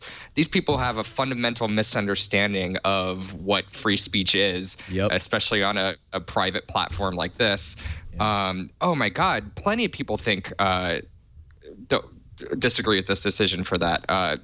Do you just send them the XKCD comic on free speech? Yeah, I actually linked to that in my column too. Yeah. But I mean, it's still, these people are so whipped up, they don't pay attention to any of these facts. Yeah. But I mean, the real thing, I kind of disagree with Nate to a degree, and that's because we wouldn't even be talking about this had it not been a very famous movie star and SNL star retweeting all these images, and Jack Dorsey reaching out to her personally. This happens every day. I have so many friends who have gotten death threats. A really close friend of mine, she runs a feminist website. She's been death threatened, and you name the worst possible things you can think of. She's had it tweeted at her, and she's reported these accounts for abuse and has gotten, "Oh, sorry, nothing can happen," back. And so, it's nice that they can do this, and maybe this can be like this galvanizing point that Nate was talking about, and they can start doing something. But honestly, I'm not optimistic. They've been talking about their line for the last 2 years since Dick Costolo was CEO has been, "Oh, we're not doing enough to combat abuse," and then they just leave it at that and do absolutely nothing. But I think one move they did make this week that could be like a hint of laying the groundwork towards something is allowing anyone to apply for verification. And maybe you can see them getting to a point where everyone has their own real identity on Twitter. You can still be anonymous if you want to, but you're kind of like cornered off in this dark corner of Twitter where everyone else gets to see a verified identity and a filtered, troll-free Twitter, which would be great. I think that's one of the answers to this problem. Not the answer, but, approaching the answer. It's an interesting response because, of course, Twitter is based – well, there's a couple of issues here. First of all, Twitter, to keep their stock price up, has to continue to grow. So it's not in their interest to ban users. Yeah. It's against their financial interest to ban users. On the other hand, if you're a celebrity, and this is where I think it is a double standard, if you're a celebrity and you get attacked, you can almost always get your attackers banned. Yeah. Because you're a celebrity. You're Robin Williams' daughter, or you're Leslie Jones. But I think they have a fundamental issue, which is Twitter was created as an anonymous platform. Facebook has issues, but nowhere near this degree of issues, right? Yeah, Google Plus, same thing, nowhere near this degree of issues. In fact, Google Plus now lets you use a fake name, and it hasn't descended yet, but it's started to. There's a lot more spam. There's a lot more ridiculousness on Google Plus, partly because it's an abandoned platform. The problem I see Twitter facing is they're built around anonymity. I think the verification is an interesting way to kind of slice it so that they can have basically 2 Twitters now. Yeah, but have a dark Twitter. Yeah. But the verification is, as they've explained it so far, because I covered this week, anyone in the public can apply for it, but they've made it very clear that the you won't all get it? You won't all get it. So you'll only get it if you're a public journalist figure or something. Exactly. So you have to be a public figure. You have to be a celebrity. You have to be like an influencer online. You have to be a YouTube star. You have to be some sort of. Well, see, I don't want a Twitter where, and this, by the way, everybody can do this. You can look at your notifications feed and say, I only want to see verified tweets, and it's nothing. I don't want a Twitter where it's only celebrities talking at me. Exactly. That's the worst. And Leslie Jones was verified. You know, she that didn't protect her at all. Oh, verification doesn't protect you. So it's like it's cool they're opening it up to the public, but they would have to take it a step further, is what I'm saying. Exactly. Yeah. They did do one thing earlier this year where before, if you would report harassment in tweets, you'd have to report them one at a time. Which who the hell could do that if you're getting thousands of these a day? Which, as Steve pointed out, not only celebrities get those, but a lot of women and people of color and just in general. But now you can report, I think it's up to 3 at a time, which is still like insanely low and difficult. 3 people or 3 tweets? 3 tweets. So you can't even report like an account like this person is hateful. You have to report those specific tweets. Oh, you're reporting tweets now? Yeah. Interesting. So they've got a long ways to go. They're really torn. You could see how torn they are. And by the way, I'm torn too because Twitter is a valuable platform, isn't it? Yeah. I mean, invaluable for anonymous communication too. I mean, they credit the Arab Spring, the anonymity. Anonymity is where this all results from, right? If people have to use their real name, I notice they don't. I mean, Milo Yiannopoulos aside, they're mostly pretty civil. Yeah. People like most trolls prefer to do it in the darkness under anonymous names. But as you point out, we need some anonymity. Twitter at this point is the last anonymous platform except for Reddit. It's okay. And by the way, guess what? Reddit has similar problems, don't they? Well, Instagram, and if you've looked at like any woman's account on Instagram, like horrible. the number of horrible things. Although that get Instagram left there is bad news too. Do they have better controls? You can block somebody. You can block entire similar. accounts. Yeah. But they can't. If you block them, they can't comment on your Exactly. picture. That's the difference on Twitter. Anybody can use your @ handle, even if you've blocked them. Yeah. As long as they have an account, they can @ you. But you won't see it. You can block it so you don't see it. Right. But that's like sticking your head in the sand. I'm not seeing all these horrible, abusive tweets. How does that help anything? Everybody else sees them, right? I think they have a structural issue that it's very difficult to solve because unless they're willing to turn their back on anonymity, which would then break Twitter in some ways. It's a unique problem. It's a unique problem. And I don't know how do you guys have ideas? How would you solve it? Like I buy said, that Yahoo. filter thing. By Yahoo.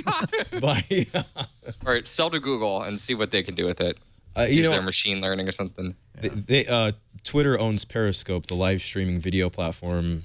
I hate saying platform, app, service, whatever. And they actually have a feature that they rolled out not long ago where they have essentially like a small jury. So anytime that's an interesting approach. Yeah. So let's say I'm hosting a video, Mark leaves a hateful comment and you see it, you can report it, and then randomly selected 3 other users will see it, and then they can vote as to whether it's abusive or not. And if it's decided as abusive, then that person, Mark, in this hypothetical situation, would get kicked out for the rest of that session. Or what it is they would be banned from commenting for like 30 seconds, like they get a warning, and then if it happened again, they get kicked out of that specific session.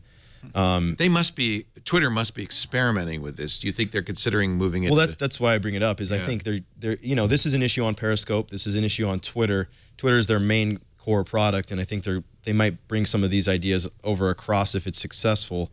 But I think doing things like that, maybe banning people temporarily, maybe putting them in a kind of situation where they can't interact with that other user, and like you said, if you block someone, maybe not allowing them to even use your @ handle. I mean, the whole point of Twitter is that it's kind of a conversation unfolding online in front of everybody, right? And when we have those conversations with people that follow us or with each other, everyone can see it, essentially, unless our accounts are private.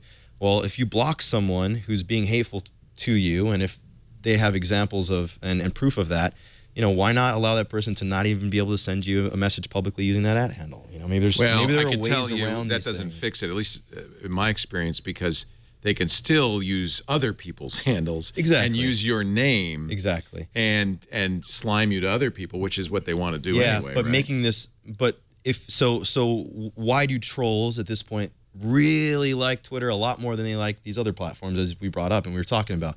Now, this stuff still happens on Facebook. This stuff still happens on YouTube and all these other places. It seems to be shut down a lot faster. Well, YouTube's actually pretty bad. But so why does it happen on Twitter more? Because it's a lot easier to do and go unchecked on Twitter than anywhere else. Right. So if it's more of a pain in the butt to do, and if it's more difficult to do on Twitter, they'll go somewhere else. You're going to go where it's easier to do. So maybe make it harder to create new accounts. Maybe have a waiting period. You're right. There are ways that they could make it. They don't seem to get have rid of the it will altogether. Yeah, but you can make it a lot harder. They don't seem for to have those the who will do it. to do that, though. Do they? I like the idea of a jury of your presumably peers. Well, maybe if it goes over well on Periscope, maybe they'll bring it over. Who knows? I think that's very interesting. But whether they're putting enough resources into it or enough attention into it, I think all of us would probably say no. But they are doing something, and they are trying to figure something out. Are they moving quick enough? I don't think so, but it's not as if they're ignoring it altogether. It's such an interesting question because on the one hand, Twitter is a pimple on the butt of the internet. It's a boil. And then the other, but at the exact same time, it's also one of the best things that's ever happened on the internet. It's a really interesting. I mean, we just heard a bad rumor that turned out not to be true, that a celebrity had passed. What's the first thing you do? I check Twitter. And if somebody's passed, that's where you're going to see it. And we were able to find out that was a hoax. Because it wasn't on Twitter. Yeah. So that's hugely valuable. Arab Spring brought down Mubarak in Egypt. I mean, you can't be more valuable than that. I mean, admittedly, Facebook had a role in that in other ways. The majority of the dialogue happening with the Black Lives Matter movement and Black Lives Matter brutality issues is happening on Twitter. It's the hashtag on Twitter, and that makes it visible and viable. And in a way that Facebook can't even emulate or hope to emulate. And let's totally. I mean, the Republican candidate for president, Donald Trump, is to some degree the presidential candidate because his mastery of Twitter, not because of his mastery of Facebook, but his mastery of Twitter. He's not even running ads. He doesn't need to. Ads. He doesn't have to run ads. He has He's mastered social media, specifically Twitter. Yeah. More so than anything else. More so than anything else. Yeah. Twitter has become a platform for him. Yeah. He's on Facebook, but it's kind of minimal. I feel like. Yeah. In fact, he's better in 140 characters than he is in 140 words. I mean, there's just something about that medium. Some people are made for that medium. I find that fascinating. So, at the same time as Twitter is the worst thing on the internet, it's also the best thing on the internet. I don't know what you do. That's the internet as a whole. That's the internet. That's anything. That's money. That's guns. That's politics. That's all of these things are just tools that are reflections of ourselves and what we make of them. Right. So. Let's take a break. We're going to come back with more. We have Microsoft quarterly results to report. Google has some numbers on government requests for user data, and a victory for Google in France. The last place you'd expect a victory for Google. First, a word from Braintree. Braintree is the place to go if you are a mobile app developer or a web developer and you want to add payments. Do not try to write this yourself. Use Braintree. Braintree Payments makes it easy to accept any kind of payment period. Credit cards, PayPal, Venmo, Bitcoin, Apple Pay, Android Pay. And when the next big thing comes along, Zubat Pay or Pokemon Pay, that you can bet you go to your control panel on Braintree and there'll be a checkbox. You check it and boom, it's part of your app. And that's amazing. Easy to integrate. Just a few lines of code, iOS, Android, JavaScript. It works in 7 languages. The SDK is in 7 languages, .NET, Node.js, Java, Perl, PHP, Python, and Ruby. And, of course, before you use something like Braintree, what are you going to do? You're going to check their references. Who uses Braintree? Have you seen the buyable pins on Pinterest? That's Braintree's contextual payment system. Amazing. Have you ever used, have you ever used Uber? You take a ride, you get out, that's it, you're done, you're paid. That's Braintree. And guess what? Lyft uses Braintree too. When you see two competitors using the same service, you know that's got to be the service. Airbnb uses it. Hotels Tonight uses it. For crying out loud, GitHub uses it. You use GitHub, GitHub uses Braintree. Enough said. Go to BraintreePayments.com/twit. Find out more. No late nights, no complicated recoding, no stress about staying ahead of the curve. It reassures your customers, too, that because of the great fraud protection, they feel better. They've used Braintree, too, and they'll feel better. Fewer abandoned carts. You get fast payouts. Braintree, it gives you an easy way to accept multiple payment types and an easy integration into your app, just a few lines of code, and your first $50,000 in payments, fee-free.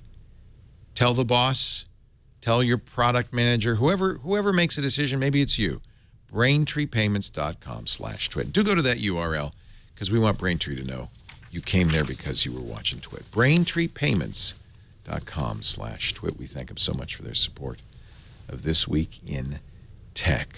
We had a great week, fun week, lots to talk about, and we've made a small motion picture for you to enjoy, recapping the highlights. Watch. Previously on Twit. I wish I had a box to take this out of. I don't. This is That would be a lot of styrofoam This peanuts. is the Model X. Just double tap here. I'll double tap this door. And now watch over here. Famous Falcon Wing doors. I'm so excited about that. I really am. Twit Live Specials. Here in the Silicon Valley, the Internet of Things and wearable technologies are two catchphrases.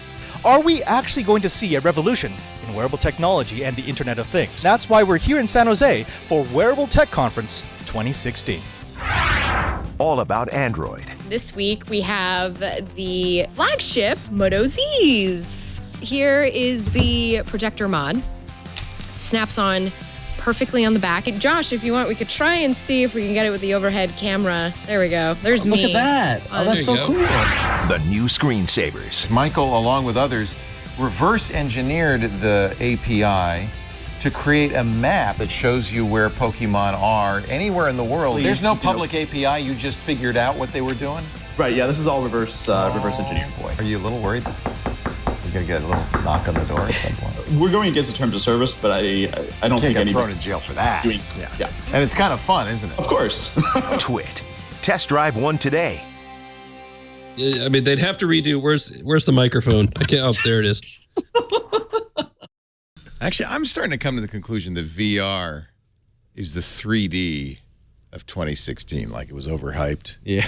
Do you think? Of 2016, yeah, it's not going to take off this year, but it will take off. Really? Yeah. PlayStation VR, it's not going to take over the world when it comes out, but give it a couple years. I'm starting to get the feeling that like we were all excited. It was kind of like Pokemon Go. And now it's like, yeah, PlayStation VR, that'll be the test. That's going to be the most accessible. I mean, most people aren't going to buy PCs just for VR, but a lot of people who already have PlayStations, millions of them, might pick up a headset. Yeah, exactly. That could be, We got the the Oculus Rift and the HTC Vive in the back room there. Everybody was all excited. They drew funny things with tilt brush and shot at aliens. And do people still go back there and play that? Yeah, I think it's gone. Believe it or not, God, this is such a depressing. But it's run its course. It's over. What's next?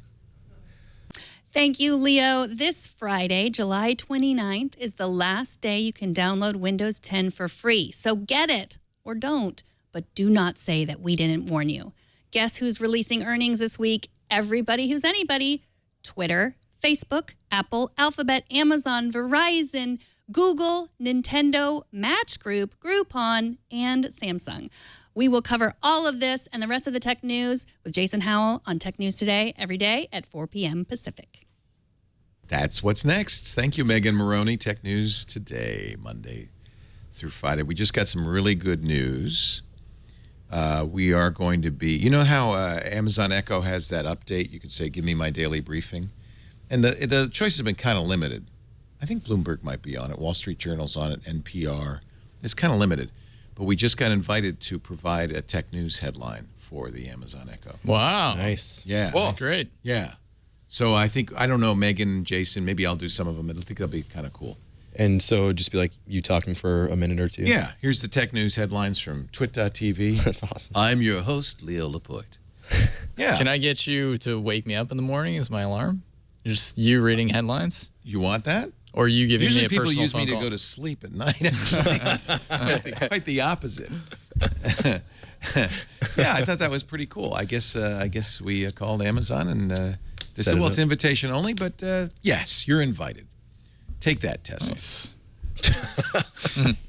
But you still can't get us on a Tesla.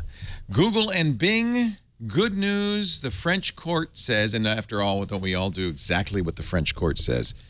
The French court says Google and Bing, it's okay to have torrent searches. This is actually kind of a big deal.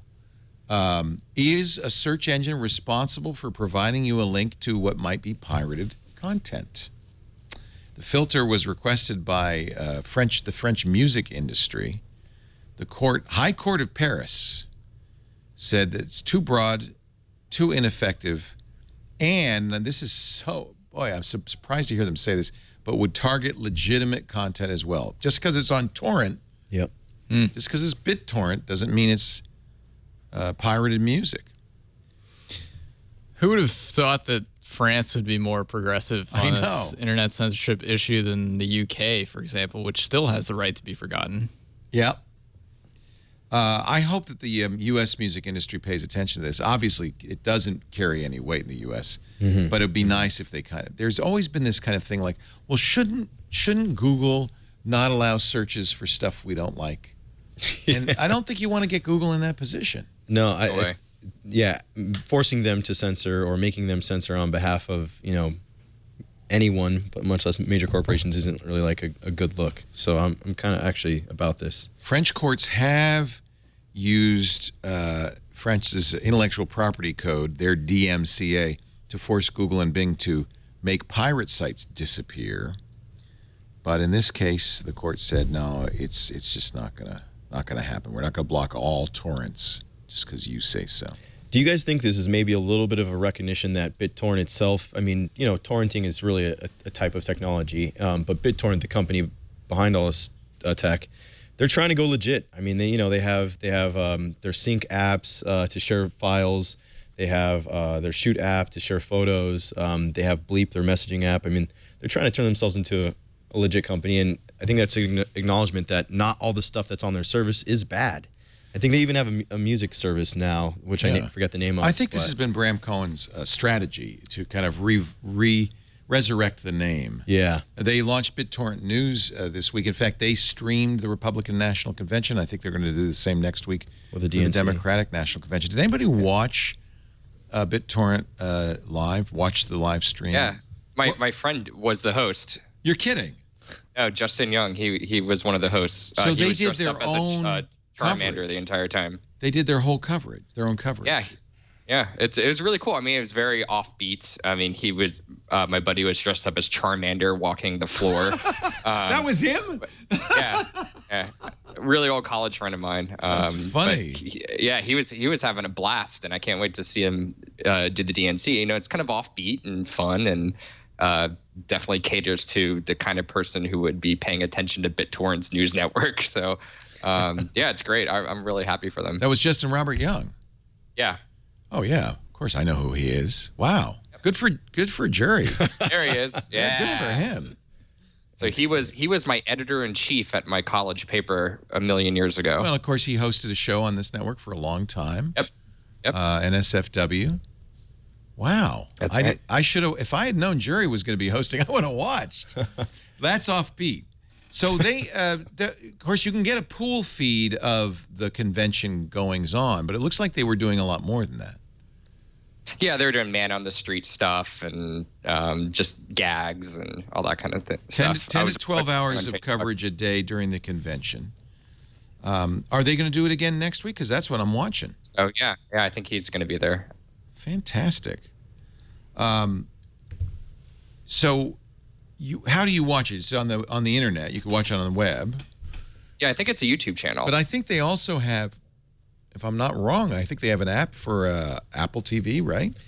I'm not sure. There is a BitTorrent app for Apple TV. I don't know if that's... No, I definitely know there's a YouTube channel, and they have like only a couple hundred followers at the time I looked earlier last week. But yeah, you're right. It's on iOS and Apple TV. Yeah. And their music service, BitTorrent now.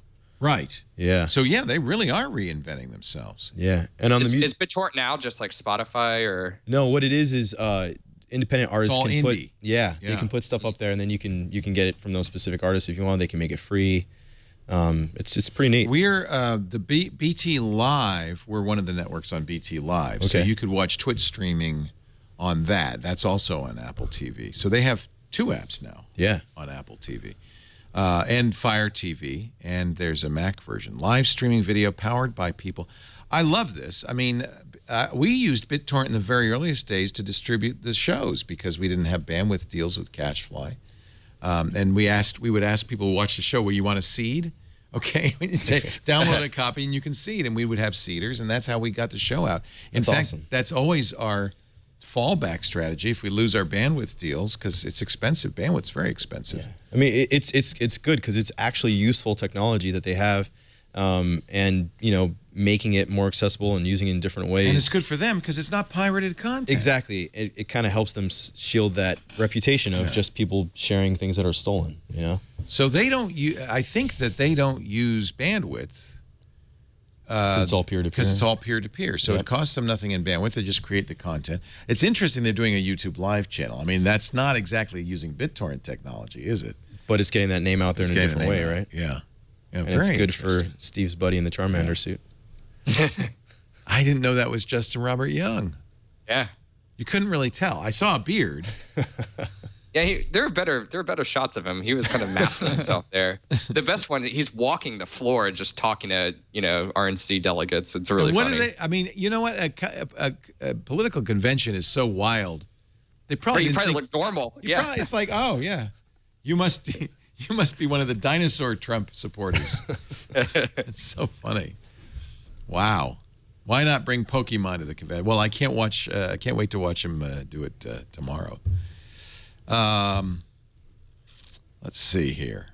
Quarterly results. Microsoft Q4 results.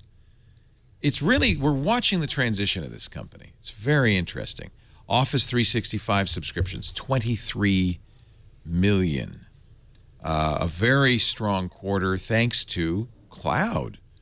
Their new HR, CRM platform, Dynamics, Azure products and services. They made money on the hardware division too, Surface. Not so much on the phone part. Yeah, that's been in a nosedive. Not so much there. In fact, they didn't even report phone numbers, which tells me probably bad. They've been reporting it all along. Yeah, now we're 4%. Now we're 1.5%. I think it's probably close to 0. They also don't report Xbox sales. Yeah, they never break that out, do they? They stopped after. Yeah, they used to. They stopped because they were getting their butts kicked by PlayStation. Rightly so? I think so. I love my Xbox One.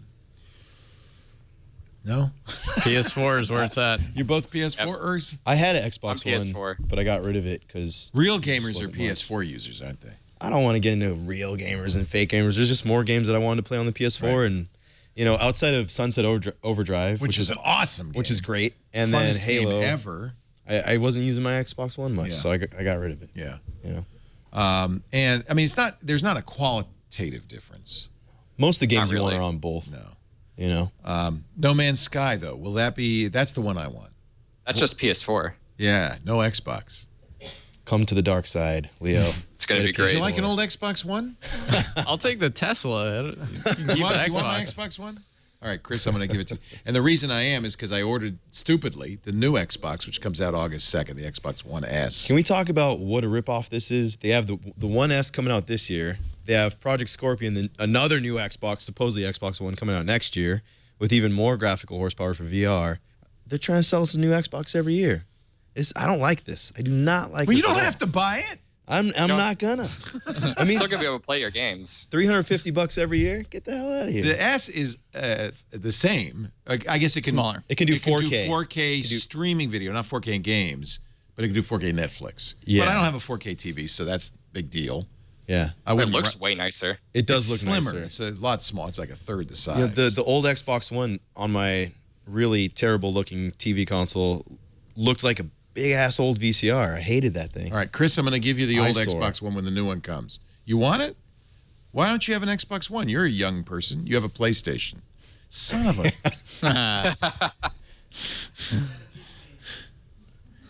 Do you want an Oculus Rift? Are you giving stuff? This year, like We got to Santa, move. Leo, yeah, Santa we got to today. move. Well, I feel like you've been left out. I'm not giving you anything, Steve, because you're in New York. It's like Oprah Winfrey today. This is great. But so here's the problem. I got an Oculus Rift. I bought an Oculus Rift, and then they said, "Oh, and you're getting one for free because you supported the Kickstarter." So it's in the. Do you have a computer that can run it though? That's the problem. See, nobody does. No. You have to have like this ridiculous machine. We reported a few months ago that there are more PS4s in the world than there are computers capable of running easily. Oculus. It was something like only 1% of of PCs. Yeah, you haven't even taken it out of the box. No, because. Oh my God. But I can't give it to you because you. I would love to have. Yeah, I don't have the computer. Take it and sell it on eBay. I'm not giving you a computer generous. that can run it. Oh my God. When's the new studio opening up? Not long, less than a month. So actually, I should mention, this is the 5th anniversary of the day we moved in here. 5 years ago today. Look at that. You may remember we were in the cottage down the street. We had a parade. Look, John's wearing a shirt that commemorates this date, 7/24/11. Very cool. We were way down the street. We had a little parade, marched up the street to the new studio. It was everybody carrying like a box? Yeah, everybody has to carry one box. Yeah. And then we moved into the new studio, and we've been here 5 years. Unfortunately, we've been here so long, 2 restaurants have gone out of business next door.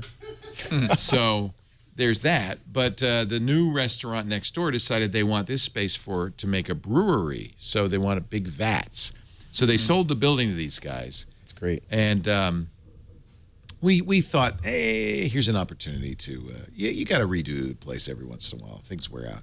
Yeah. So we're moving across town to a smaller, but studio-wise it'll be the same, but it's a little bit smaller facility. We don't need all this room.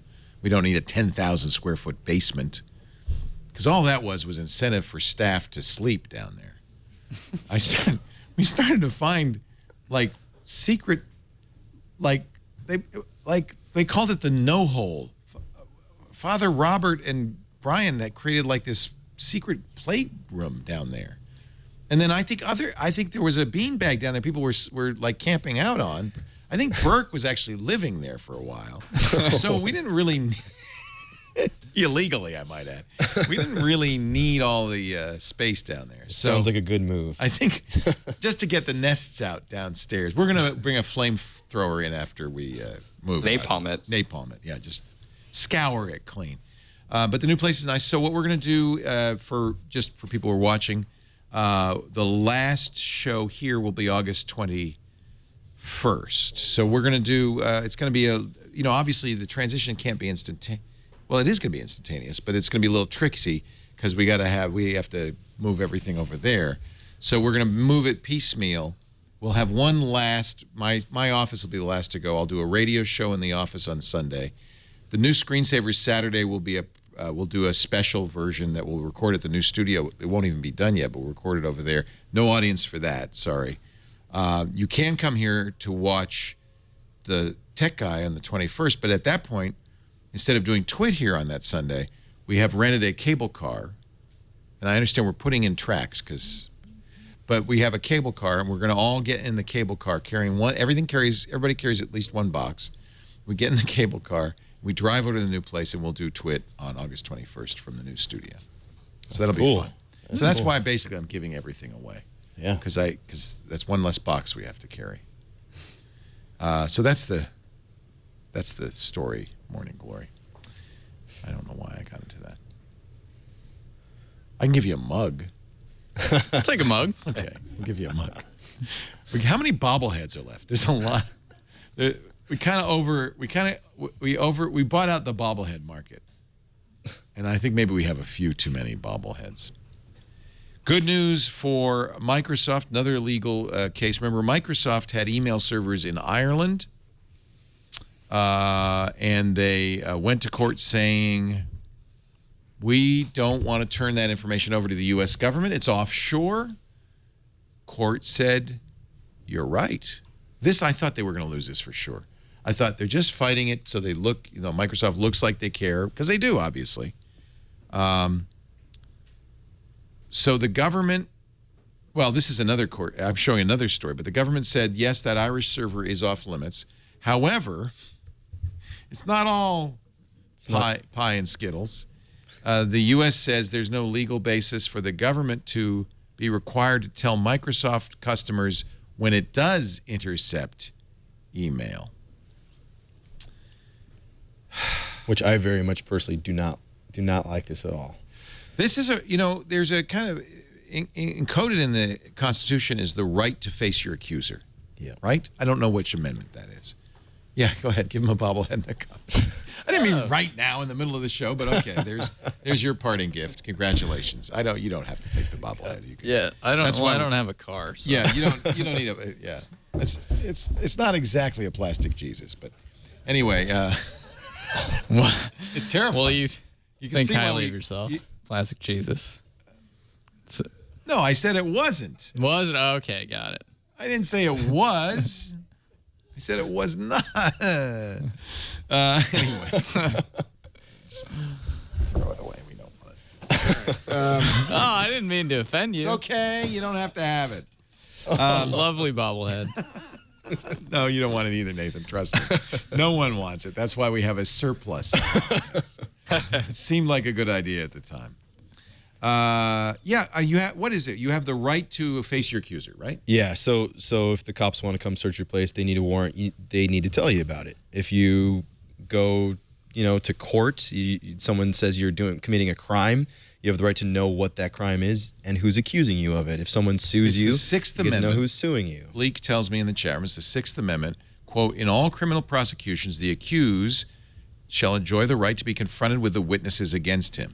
Yeah. Now, if the witness against you is your own email, but it does seem like you should that it's not specifically laid out, but you should also have the right, if somebody's going after you, to know that they're going after you.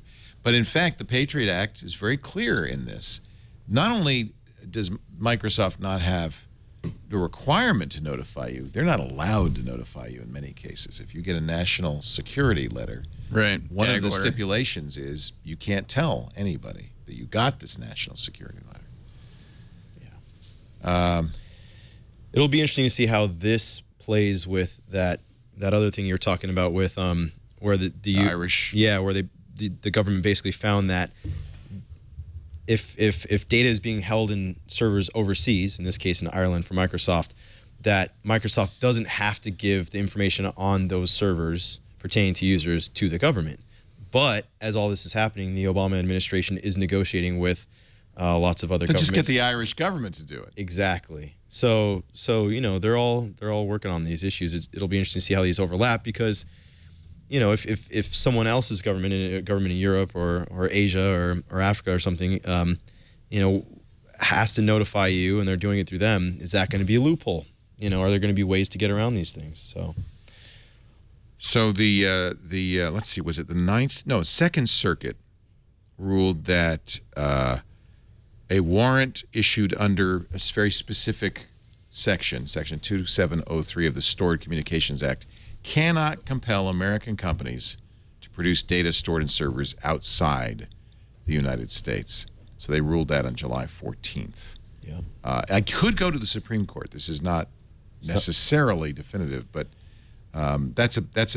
By the way, they'd lost all the way up to this point. Microsoft continued appealing it, and won this. This is from a 2013 case where a New York district judge issued a warrant asking Microsoft to produce all emails associated with an account hosted by Microsoft, even though the emails were stored in Dublin, one of Microsoft's centers, data centers in Dublin.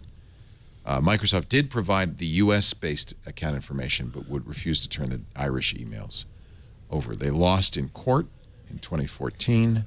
They appealed, lost again, and they appealed a third time to the the Circuit Court and won. We'll see what happens. It's worth noting that a lot of times things are intercepted as data is being transmitted, so it's not just about what's on the servers, like all the Snowden NSA links and stuff like that. And in those cases, the United States government was working with foreign governments, especially in the UK, to share some of that data back and forth. And so it's like, hey, you do some snooping for us, we'll do some snooping for you. We'll share, the government fights all these battles to protect every vehicle they have to obtain information. They're never going to give up on 50 other ways to get this information. Exactly. Yeah. At least with this one, though, this is about what we get to know about as users. I mean, the secret agencies are always going to be operating in secret, but this here is whether or not we have the right to be told by the companies when the government requests it from them, which is a little different when they're intercepting it along the way. And so to me, I view this one slightly different, and not everyone would agree, but I think it's important to know, just in the same way that if someone wants to search my apartment, they need a warrant, I get to know who's about it. But yeah, we'll see how this all shakes out. Google's transparency report, this is one of the reasons many companies now are doing these transparency reports, just to at least let you know. They can't tell you personally that you're being investigated, but at least let you know that there are these investigations going on. Government requests for user data, according to Google, hit an all-time high in the second half of 2015. These are governments, not just the U.S. government, governments around the world, 40,677 requests for data. Google, in many cases, fights them as much as they can. That's up 18% from the half year prior to that. So, they're asking. Most of the requests did come from the U.S., 12,523 requests. And by the way, that impacts 27,000 users or accounts, because many of these requests have multiple users, multiple accounts. So we're going in that direction. One of the ways I'm responding to that is more and more I'm investigating ways of keeping my data off the public internet, but using my own private server. I think for email, I think for I'm looking at replacing the entire Google Cloud. I don't mistrust Google at all, but Google has no ability to fight the federal government anymore. And like you said, a lot of times they're not even able to tell you, even if they wanted to, right? And if you guys want to be on my private server, you can. I'm going to use something called Sandstorm, which is highly encrypted. It'll be on my server in my house. And that's what we're going to use for. And Sandstorm allows you to use add apps. There are a lot of apps. I'm going to replace Evernote, for instance. Have a Evernote-like notebook app that is web accessible from any device, including my mobile phones, but encrypted traffic and encrypted storage. Where are you backing up? That's a good question. I haven't decided about that. Clearly, backup's going to be important. You can do an encrypted backup. So if you do an encrypted backup, I could store it somewhere like Dropbox that the government had access to it, but at least all they would have access to is the encrypted files. My encrypted files. Yeah. So I'm installing this later this week. It's as much of an experiment as anything else. Can I replace commercial clouds with a private cloud? Yeah. It looks like I can. I mean, they have email servers. It's all plug and play. They have Dropbox-style file servers. It's really an interesting open source project called Sandstorm. Sandstorm.org. I'm excited. Easy to set up. Very easy. You need a Linux server. They have a setup script, and you're pretty much done. I'm going to. You can use them for Dyn DNS because most people don't have a static address in their house, so it may float around.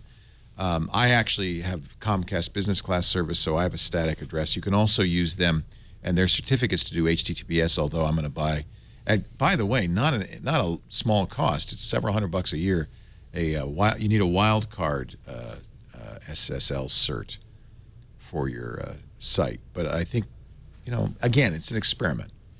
But it'll be, I think, an interesting experiment. They have a lot of apps. Apps are easily ported to it. And word processing, spreadsheets, drawing, like I said, Evernote. They've got some games, CRM. You could do a lot of stuff there. You could have your self-hosted Git or Mercurial repositories, wikis, websites. Quite a complete thing. I think it's very, very intriguing. Looking forward to seeing what your thoughts are once you've actually tried it. Yeah, I'll let you know. Yeah. Yeah, it's going to be our family server. So invite my friends and family to participate. Let's see, what else? I'm going to take a break, and we'll come back. We'll have some of the final thoughts, including the case of the cute internet star who wants your password. This is did you read about this? I haven't read the story yet. No. It is a fascinating publicity stunt. And I'll tell you more about it in just a second. But first, a word from our sponsor, Audible.com. Audiobooks are my lifeblood. If I discovered Audible in 2000. I actually started listening to audiobooks even earlier. It used to be you'd get a box of cassettes, like 30 cassettes, and you'd have 1 month to listen. And if a cassette jammed, you'd have to send it back and wait. And then Audible came along. Digital downloads? Wow, what an idea. This was before the iPod even. They had their own audio player. And man, Audible has grown by leaps and bounds. More than 250,000 downloadable titles. Books, but also performances, periodicals, all sorts of stuff. Of course, all the bestsellers now come out in audiobook form on Audible.com. They offer foreign language instruction. The Pimsleur series, for instance, normally very expensive. You could have that. Foreign language audiobooks as well if you want to study a language. They've got the great courses now. The best college professors teaching everything from physics to game theory to history. It is the ultimate resource for audio, and I want you to get 2 credits, which will give you 2 books for free right now. You go to audible.com/twit2. The only challenge is picking 2, but I think you'll be able to find something. Great science fiction, both classics and modern sci-fi. I'm listening right now to a really fun time travel. I like time travel. I don't know why. Connie Willis's Doomsday Book. Just finished the Elon Musk book by Ashley Vance. Fascinating story. The Steve Jobs biography. Several Steve Jobs biographies are on there. Dan Lyon's hysterical book about his life in a startup, Disrupted. He reads it. I love Dan. It's all on Audible. So pick 2 books. Go to audible.com/twit2. You'll be signing up for, there is Disrupted. You'll be signing up for the Platinum plan. That's 2 books a month. You also get the daily digest of the Wall Street Journal or the New York Times, so you can listen to Nate's stories every day. Now, the key thing here is this is a 30-day free trial, so you have 30 days, no cost to you. Cancel any time. In that first 30 days, you'll pay nothing. You're going to get to keep those 2 books. So pick something fun. Pick something you're going to enjoy. Moneyball. What a great book that was. I love it. You know what? Any Michael Lewis book would be awesome. He's just one of my favorite authors. He writes nonfiction, started writing about the stock market. His book on robo trading and flash trading, it's called Flash Boys, a real eye-opener.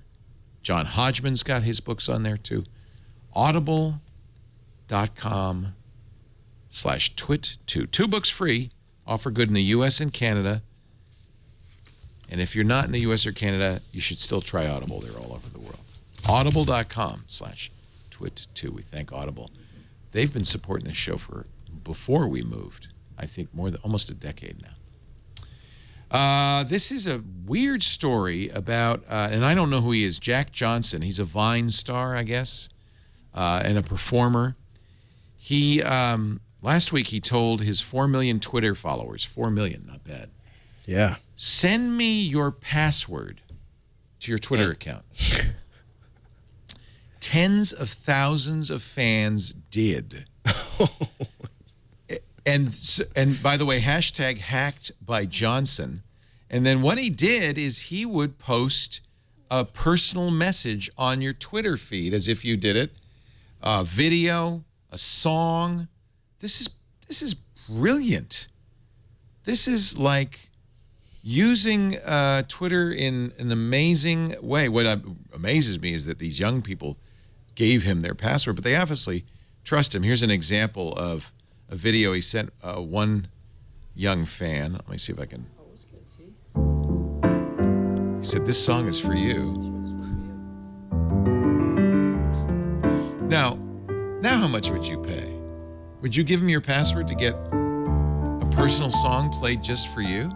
Nah. I don't know who this guy is. Yeah, you got to be one of his fans. You must not be his target demographic. No, the power of Vine is amazing. I mean, these Vine stars are So were people huge. DMing him, or were they doing this publicly? No, they'd say, I hope they were DMing him. Like, they would send the hell? password, and then what he would do is he would go into your account and he'd read your tweets. He'd learn something about you to do a personalized video. Like one fan, he said, our picture and your icon is cute as hell. He changed her icon to him and her. Oh my God. This person sent her password to him at least 50 times until a mysterious new video popped up in her account, 16 seconds of Mr. Johnson. I love how the New York Times calls him Mr. Johnson. Sitting at the keyboard, he said, we just saw it. What's good, T? I just wrote this one for you. Now, she knows that actually is not an original song because she saw it on Instagram the night before, but she still got, a little something. Should I start doing this? He is awfully cute. Here, you want to watch another one? You gotta be 12. You gotta be 12. Brayley, what's good, baby? How you doing? Oh my God. Your icon is cute as hell. Oh my God. What was that? Was that Cleveland? I don't know. But anyways, we look good. Damn, we could be a couple maybe.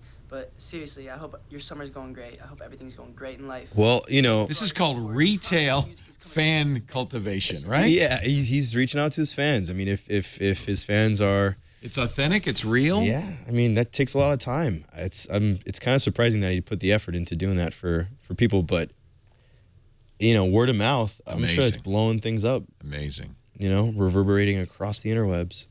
SoftBank buys ARM, $32 billion. Actually, we talked about that last week, didn't we? I can't remember. It happened last Sunday. No? Yeah, I wonder how Intel feels about that. Oh, man, Intel's just got it. Burn!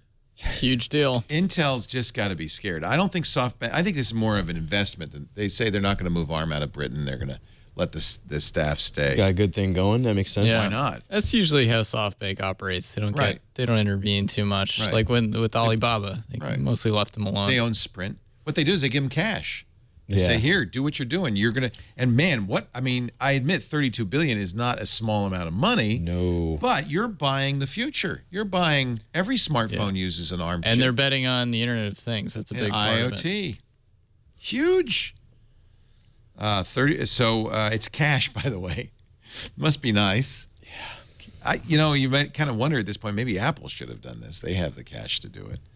And it is, by the way, overseas money, which Apple always looking at. Apple can't spend all that money it has in the U.S. because most of it's offshore, but they could have bought an English company. Yeah, they just made that $1 billion investment in Didi. Right, the Uber of China, right? That's right. So they're looking to put some of that money to work. Apple is going to make, okay, we talked about Pokemon Go. I don't know if there's a new angle. This is a new angle. Apple, of course, is anytime you buy anything, any in-app purchase for Pokemon Go, Apple gets a third of it. They stand, according to GSM Arena or somebody, they stand to make as much as actually it's a banking firm, Needham and Company, analyst there says, $3 billion in revenue from Pokemon Go over the next year or two. I'm skeptical about that number. Well, I mean, do you think it's going to die out before then? Is that why, Steve? Yeah, I think so. I mean, Apple did confirm this week that it is the most popular or most downloaded app in its first week in App Store history. And keep in mind, it was only available in 2 countries that first week. 3, US, New Zealand, and Australia. So, I mean, use that. But I don't know. I feel like this is going to die out before they can generate that much revenue. Clearly, it's not going to maintain this velocity. But this game has some staying power. People played Ingress. Many people continue to play Ingress. Yeah. And that was a much less accessible game with very similar mechanics. Right. I could see this going for a while. I've never seen you. Have you ever seen anything like this? No, not in years. There's the Candy Crushes and the difference is people have to go out to play this, so we don't know. People are playing Candy Crush inside. You don't see mobs. Yeah. Mm-hmm. They just opened in Japan on Friday. Big deal. And big money deal too, because McDonald's made a deal. This is where you're going to make the big money at Pokemon Go. McDonald's outlets will be Pokestops. Yeah. So, I mean, if you're a small business, you put a lure on you're starting to see this, Starbucks and others, put lures on Pokestops nearby. Come on by, have a cup of coffee, and catch some Pokemon. You're seeing it everywhere.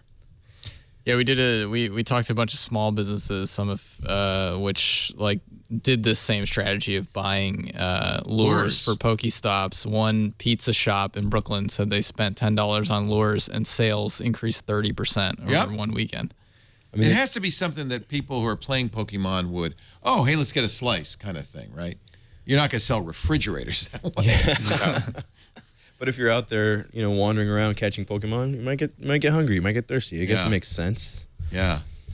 I don't know. I think there's a big upside to Pokemon Go. It made Pokemon, which, by the way, Nintendo doesn't have anything to do with this, really. They just own they own part of the Pokemon company. 1/3 of the Pokemon They own company. a third of the Pokemon company. They invested in Niantic when they spun it off they might from have Google. some- Okay. So Google's a shareholder, Nintendo and Pokemon. But it doubled Nintendo's share price, made them more valuable than Sony. Yeah. Holy But didn't cow. Nintendo say this week that they're not going to, I mean, they came out and admitted ahead of earnings that they're not going to make much money, if anything, off of this? You know Didn't why? they say something like that this week? And I think that's true. Like, hey guys, just to clarify, like you guys are getting geeked out over this for nothing, investors. Like we're not really going to get any I'm not sure money. that the investors are doing this wholly based on the expectation of this game generating a lot of money, but it's a very recent thing, like a year ago, that Nintendo said we're going to finally do mobile and have smartphone games. And I think this is like the first indication that Nintendo's intellectual property is extremely valuable and will translate to mobile. And so I think investors to some extent are betting on, when they do this for Mario and Zelda and some of their other properties, that it could have a similar effect. Yeah, hopefully they do that, because right now the only games that are confirmed are like Animal Crossing and Fire Emblem, which are pretty niche. Oh, and then they have the Mii thing that you build your own Mii character. But so they don't have the Marios and Zeldas out there yet. So hopefully that comes soon and we can see what it looks like. Validates that the intellectual property of Pokemon is valuable. Yeah. And that by itself. I mean, even if they're not reaping the value today, that shows that at least Nintendo is not a shell. There's something there. Yeah, well, there's a ton of nostalgia to tap into. There's, cross-generational fans. A lot of people grew up with Nintendo properties, Pokemon, Mario, all that good stuff. So it makes a ton of sense. And, with the way, Hollywood's going and everything, they want to tap into franchises. They want to make films. They want to do TV shows. They just sold the rights to a Pokemon movie to Legendary. There you go. There you go. It's not going to a live action. It's a live action. It's movie. live action? Yeah. Oh, maybe Justin Robert Young could star as Charmander. There you go. Justin Robert Young is Charmander. Oliver Stone was at Comic-Con to promote his new movie about Snowden, which will come out this fall. He says Pokemon Go is a slippery slope to totalitarianism. I know some old farts who believe the same thing. He says it's surveillance capitalism. It's not funny, he says. It's the latest sign of an emerging phenomenon in which citizens willingly surrender their privacy to corporations which then profit out of it. You'll see I should do this in some sort of curmudgeonly voice. You'll see a new form of, frankly, a robot society, Stone said. I call it totalitarianism. All right. I mean, well, corporations making money off of people's, private data. Well, that's what Google, Facebook, to the internet. everybody does. That's kind of the entire thing. Yeah.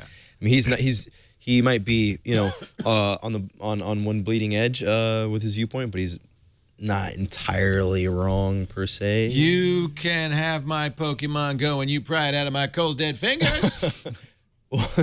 and sure enough, when Pokemon Go first came out for iOS, they were asking for access to people's entire Google accounts, which they patched up about a week after. Yeah, they weren't doing anything with that. It was a mistake, but it just shows how much people will give away, not even knowing, because they want to play the hot new thing. What are you giving away? Your location. Big deal. What are they going to do with that? You worried? Sell you slices of pizza in this case? Yeah. Sounds like a good deal for me. I'll take it. No, I understand. I completely understand people's concern about that. Well, if they had access. But most of the things that are interesting and new about the internet are going to involve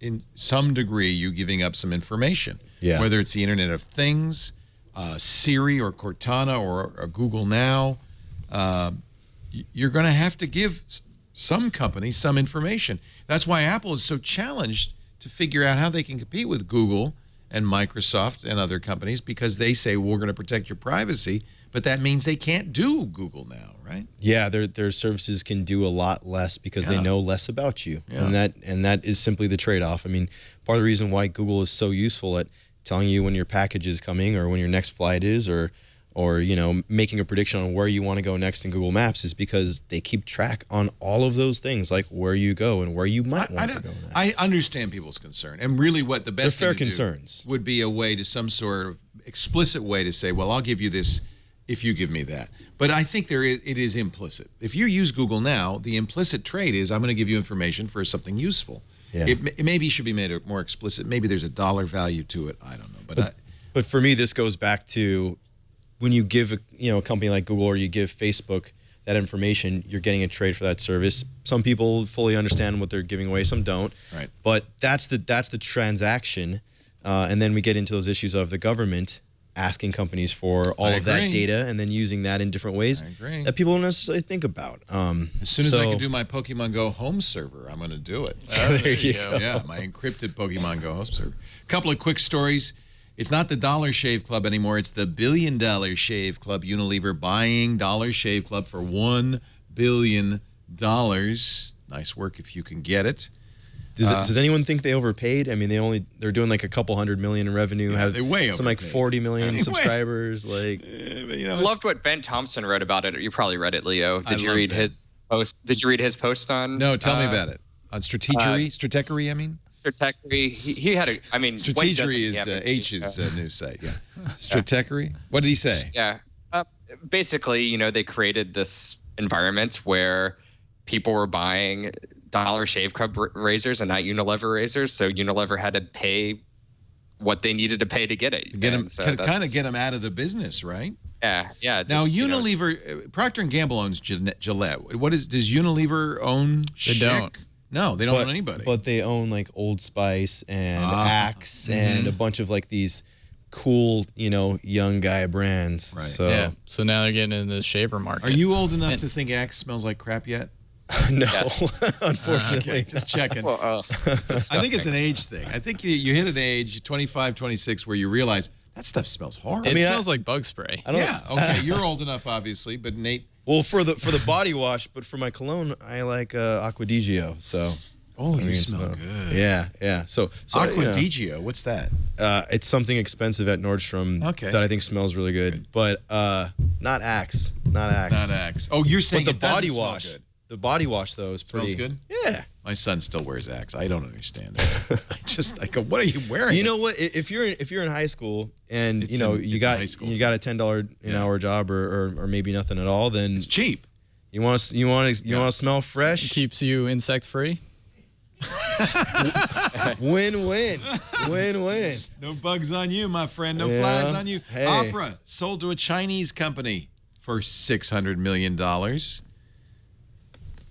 And the last VCR was manufactured this week. Goodbye, VHS tapes, wherever you are.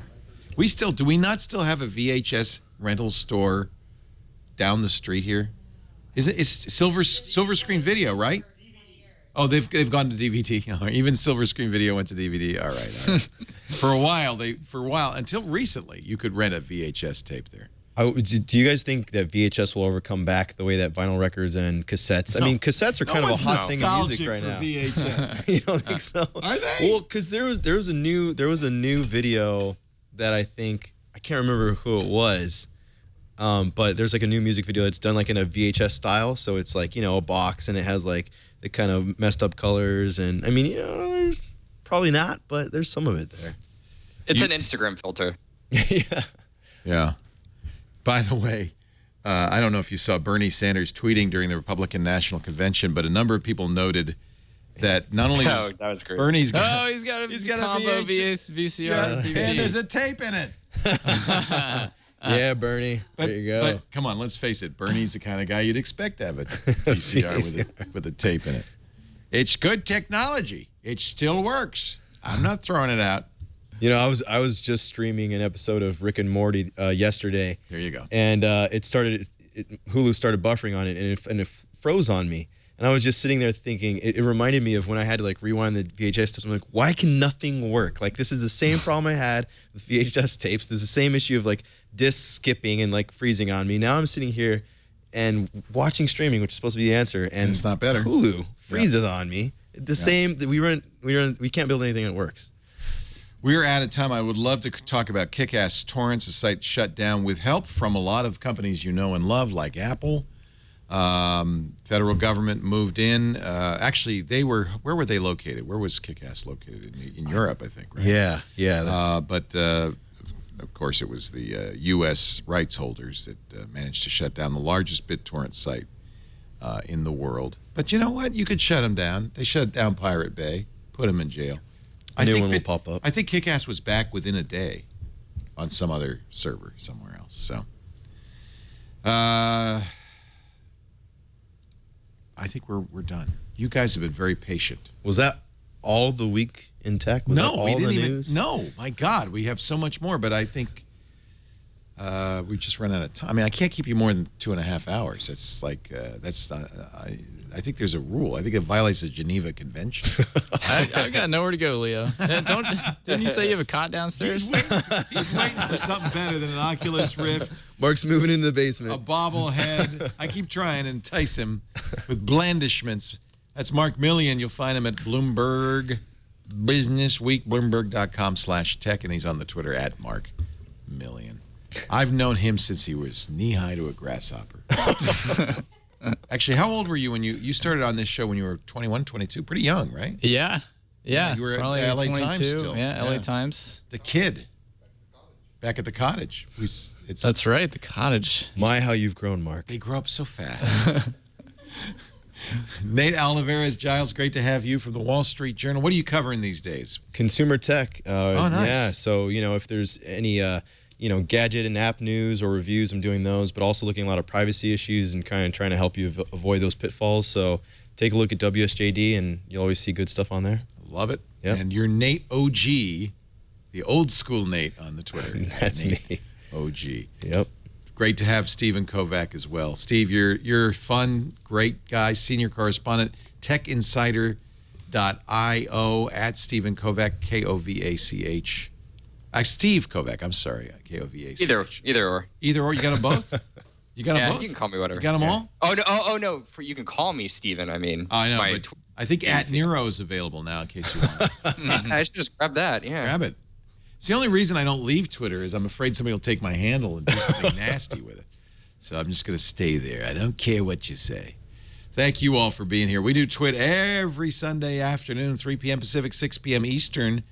Sunday night, if you're in Europe, 2300 UT or 2200 UTC. Please join us. We love it when you watch live or visit in the chat room at irc.twit.tv. But of course, we don't require that. We're on demand everywhere.